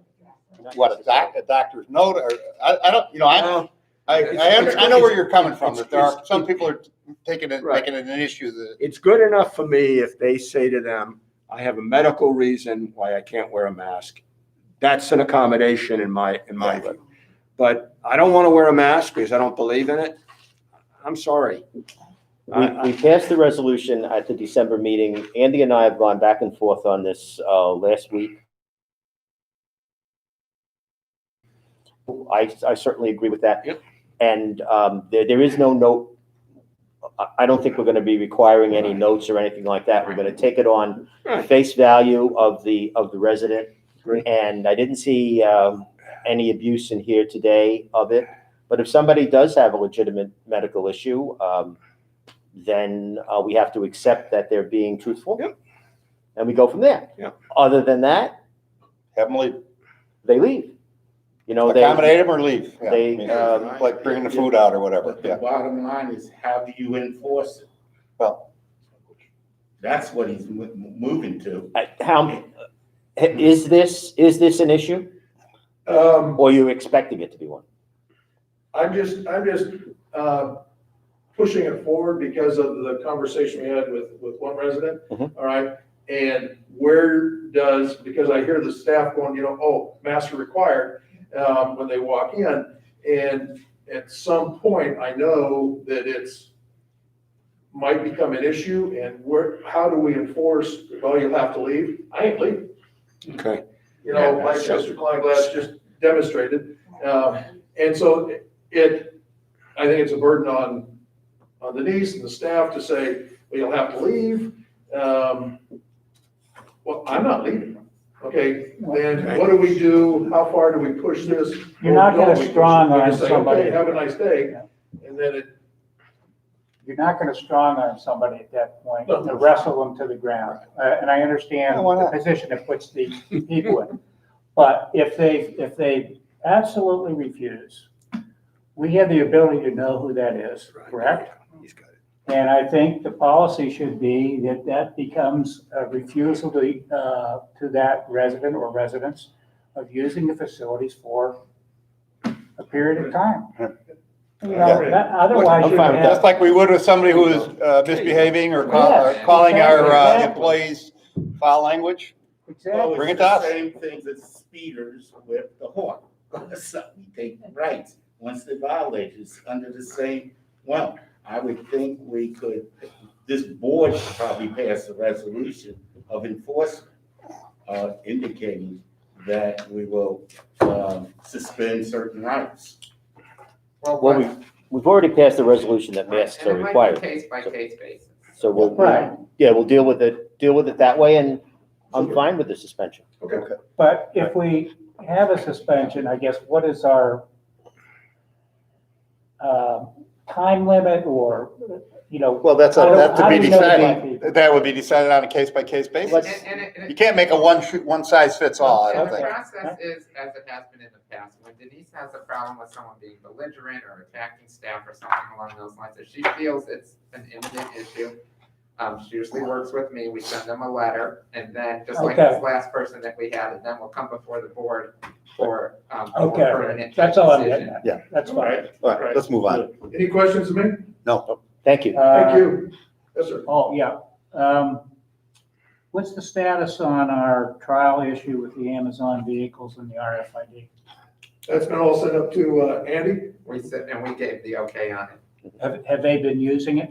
No, it hasn't been set up yet. So Okay. I'm not sure when they'll be in to set up the whole system, but they'll get back with me when they. And you'll let us know. Yes, sir. All right. Thank you. Thanks, Keith. You bet. My pleasure. Just as a reminder, supervisors, our next regular meeting will be held on Monday, January 25th, 2021 at 9:30 a.m. Any questions for me? Go ahead. Before you go, Belinda, can I get the names of these committees? Because I couldn't hear all of them, you know, so I just make sure I have it in my records. Okay. Thank you. Belinda, I do have something for you, if I may, and Carl, you also. If you look at the newsletter, it sets out the dates for the Facilities Advisory Committee. I've gotten some indication from some of the existing members and some of the new members that they may want to change the date and time of the meeting. I'm assuming that's okay, as long as we notify you in advance. Yes, we'll have to advertise advertise. I'm with you. Okay, so Carl, I don't think we should put those dates in for the Facilities Advisory Committee, because I think the day and time may change. Well, you have one coming up on the Yeah, first of that December. one we're keeping. I've already told everybody I- that one. And then at that meeting, we'll elect a chair, a recorder, and we'll talk about the dates. So eliminate the rest of them and just say to be determined. Correct. Thank you. Date, Does that work? time, TBD.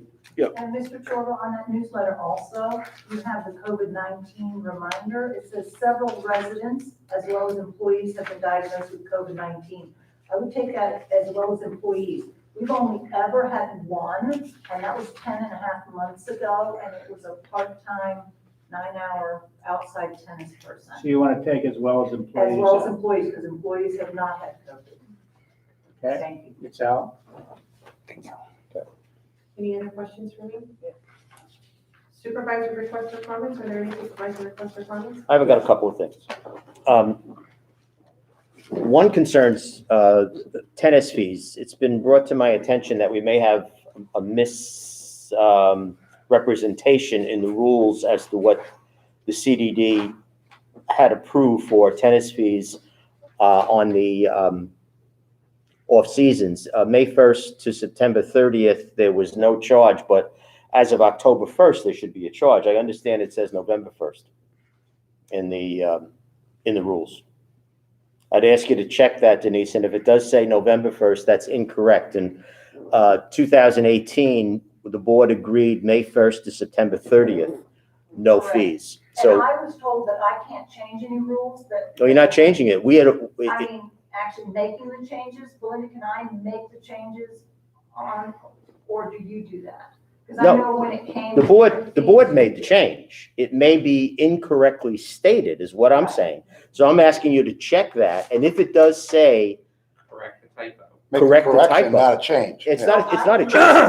I can physically change what the board has approved. Yeah. Just my understanding, I couldn't physically go in. No, the board approved May 1st to September 30th, so that's what it should say, and then as of October 1st, the fees start. So, Correct. right? On our version, it's correct. Our version is correct. I'm not sure. I've been told, Where's the type? that the rule, it's different in the rules. These Could you check that? Possibly the website or, yeah. Okay. These You are can check fees that. for outsiders. Pam, do you have information on that? If I could ask you? Yeah, it is in the rules. Rules is actually part, on the website. But I'm not sure The whether, website is the one that. because it's the rules in, of the I web- think it's in more than one place. I could ask Pat for clarification on that. The current rule in the rules on the website for the River Club don't even state there's a guest fee. The dates are wrong. And according to what Charlie instituted on his own, the number of visits is wrong. All right, I'm going to ask you to check that and make sure that it complies with what we agreed to.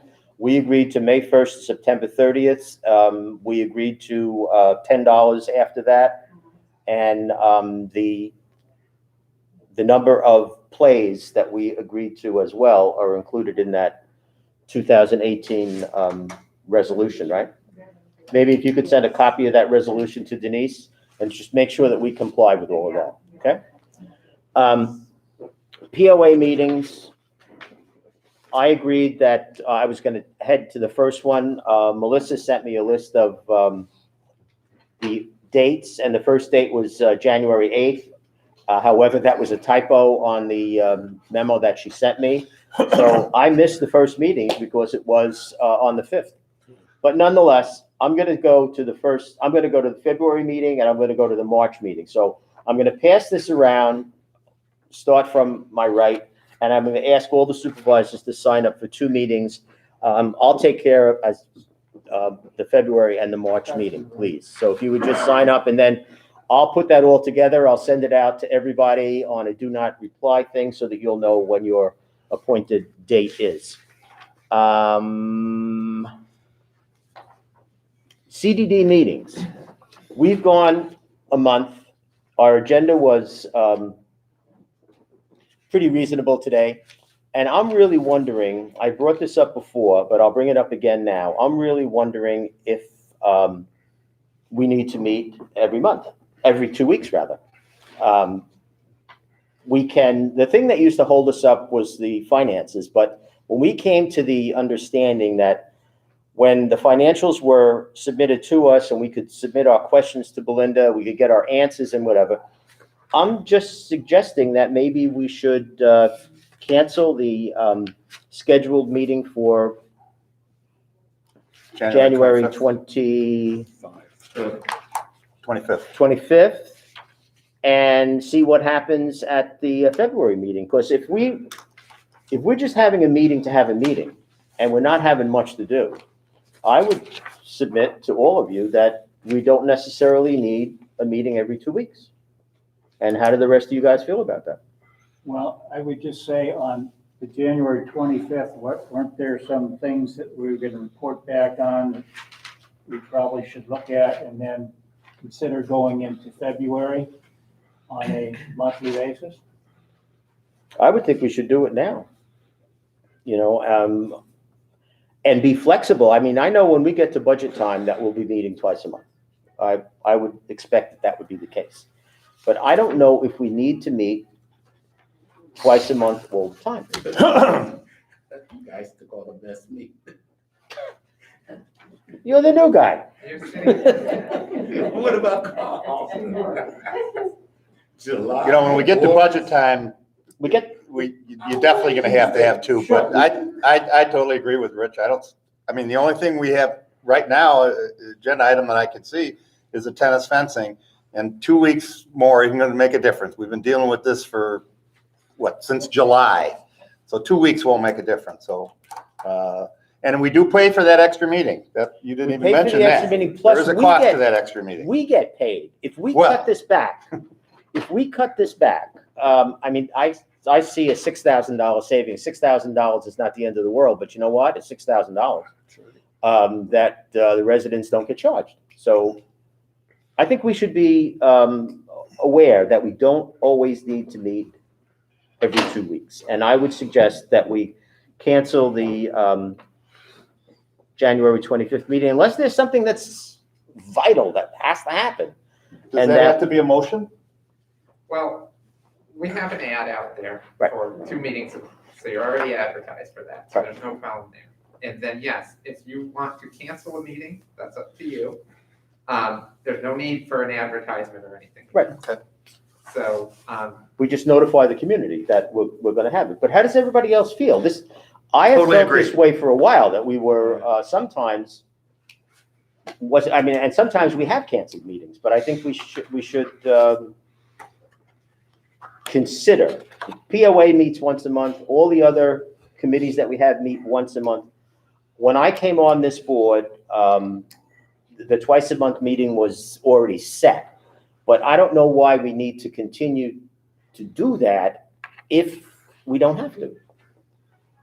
Steve? Rich, I'm okay with canceling meetings, but maybe we ought to think about if we have a meeting the first Monday or the second Monday of the month, could we decide then whether we need the next one that month? Absolutely. Because I don't want to, I'm not in favor of wholesale. No, I don't think he's talking about a blanket No, policy. what I'm saying is exactly that. I'm saying that right now, based on what I'm aware of for the planned January 25th meeting, that we can let that one go and we can meet on February 8th. And then on February 8th, And we'll then- decide. And this has come up before. I'm all I good. recall Belinda bringing it up one time about looking ahead, do we really All need it? good. So I'm gonna say, Will they be all right not seeing us twice a month? I'll be fine not seeing you twice a we'll month. persevere. Ernest? Okay, my So- thoughts, I totally agree with you Okay. that we don't need as many meetings, but I think we need some type of workshops. A lot of times, we need to just sit down and talk things through, and makes it more efficient when we meet again. But we can't do that. I know, but you can do it under workshops or something that we call. You can notice some workshops. I mean, Yeah, we we do could have do- a budget workshop. Yeah. Oh, okay. We've Yeah, always had that's workshops in what the past on big issues. I mean, this sunshine law is killing me. I call it the thunderstorm law, okay? And it is totally unreasonable. Are we in agreement to cancel the next scheduled meeting? Yes, January yes. 25. Well, let's try to get this one over. Okay, well, we have to finish. Okay. All right, so- I agree. All right, we're gonna cancel the January 25th meeting. Keith, you'll send out Well, so moved. with the correct spelling of canceled? Yeah. You'll send- No, thanks. Don't You don't need have a to do it all motion. day. Don't need a motion. Another red flag, I'm sorry. Let's have a motion. Let's do a motion. I'll make a motion that we cancel the January 25th meeting, and our next meeting will be February 8th. Second, Any discussion? yes. I will, because I want to get the Venetian views out, I will only delete the January 25th Yeah, right, publication on board. Right, because the other meetings may or may not be held. correct. Right. And my picture. And Oh, your no, picture? no, your picture stays. Any further discussion? All those in favor, please say aye. Aye. Aye. Any opposed? Okay. Did you have anything else? Nope, I'm good. Thank you, supervisors. I would just ask, I've received now meeting cancellation, some other changes that have come from Denise and Andy. Are there any other board member changes to the newsletter? I wrote a couple down on here. Overall, The only Paul, I thing- think you did a nice job. I thought you did a great job. Yeah, looks great. I don't think we need to tell people again the things they can do to avoid COVID. If there isn't anybody in this country who doesn't know by now, you know, you have the one little piece where you have, you know, wear a mask, social distance. I can take that piece It's out. it's almost insulting to me that we're telling adult people, I just, it seemed like overkill to me, Carl. I can take that out, but the first two paragraphs about the mask. Yeah, well, that's fine. That's That's fine. all, solid as a rock. I had a bad feeling about that. All right. Did you cross it out in here? Yeah. Okay. Fantastic. And I think you had facilities in there twice in your first copy. in two different places? Yeah, I think. That could have been, I think Oh, that the Andy first helped me copy, get that out. maybe, yeah. Right. So Ernest or Steve, do you have any other? I gave you mine. No, I thought you did a great job. Really good job. Good job. So, Keith, I'll get this changed today and get it out to you so you can distribute it. Yes, sir. I have a comment that I wanted to make. It was nice when we saw the facility appointments that it appeared, at least to me, that there were some new names that are starting to come up. And it's nice that people are stepping up. Yep, for sure. Any other supervisor requests or comments? I have some. Please don't get upset, some of you, with these comments. There's been recently an influx of young residents into our community, if you notice, children as well as teenagers and things like that. I've received 2 requests that we erect a basketball goal somewhere near here in the parking lot. So for some of the young kids to come and play in the parking lot here at the River Club. I talked to Charlie about it, and he showed me an area we could do it with, similar to where the playground was. I'm not saying we put up a playground, but it gives something for some of these young residents to do, or teenage residents. That's one request. My other comment is, I don't know who did the Christmas decorations at the entrance to to the Venetians, but it was incredible. All I know, it was beautiful. I guess they made comments and all. It was a job well done. I would like to comment to say that you did a great job. Who did it? Compliment you on it. Who did it? I can't figure out who did it. Same company. It's the same company. that Same we, company They you're. did a good Really? job. I It talked made to the them last cheese. year about changing, because their bows were mismatched, missized, and that we wanted to go a little more elaborate, and the same color bows, bigger sizes, those type of things, and they stepped up and did that. So That looked great. I Oh, yeah, totally it was agree. a job well done. So See, thank you. he's more than just a pretty face. Yeah, oh, okay. And then finally, something, you guys, I would like you to consider, especially in these trying times. I would like us to consider reciting the Pledge of Allegiance to the flag at the beginning of our meetings. Most of the other places around the country do. This is the only board that is public that doesn't do, that I've been affiliated with, that doesn't do it.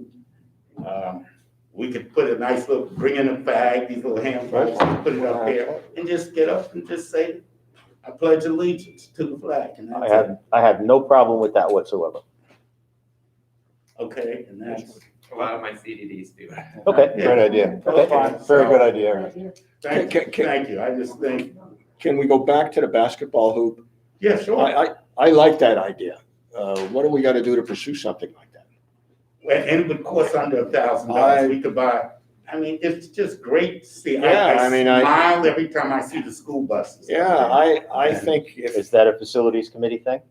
we're happy to take it on, I think it's a terrific idea. Okay. Do you have any contact for it or somebody? Yeah, I have 2, Send it, I'll send you the letter. okay, send it to me and we'll take it. I'm I think it's a sitting in great the pool idea. one day, I was Oh, with a few it's a guys great that idea. hang out at the pool or around here. And the guy comes and he's sitting there with his 2 teenage sons. He said, why do we have to go off-site to play basketball? Okay. Okay. Great idea. And I think some of you guys could hoop it up too. Barely stand up. Okay, thank you. So I didn't get run out of here with the Pledge of Allegiance. Not at all. Okay. Any other supervisor requests or comments? I move we adjourn, Second. He's been waiting. finally. Okay. Who was the second, I'm sorry? Pat? Tom. All those in favor, please say Aye. Meeting adjourned at 12:12 p.m. Thank you all. Thank you, everybody. Thank you, everybody. What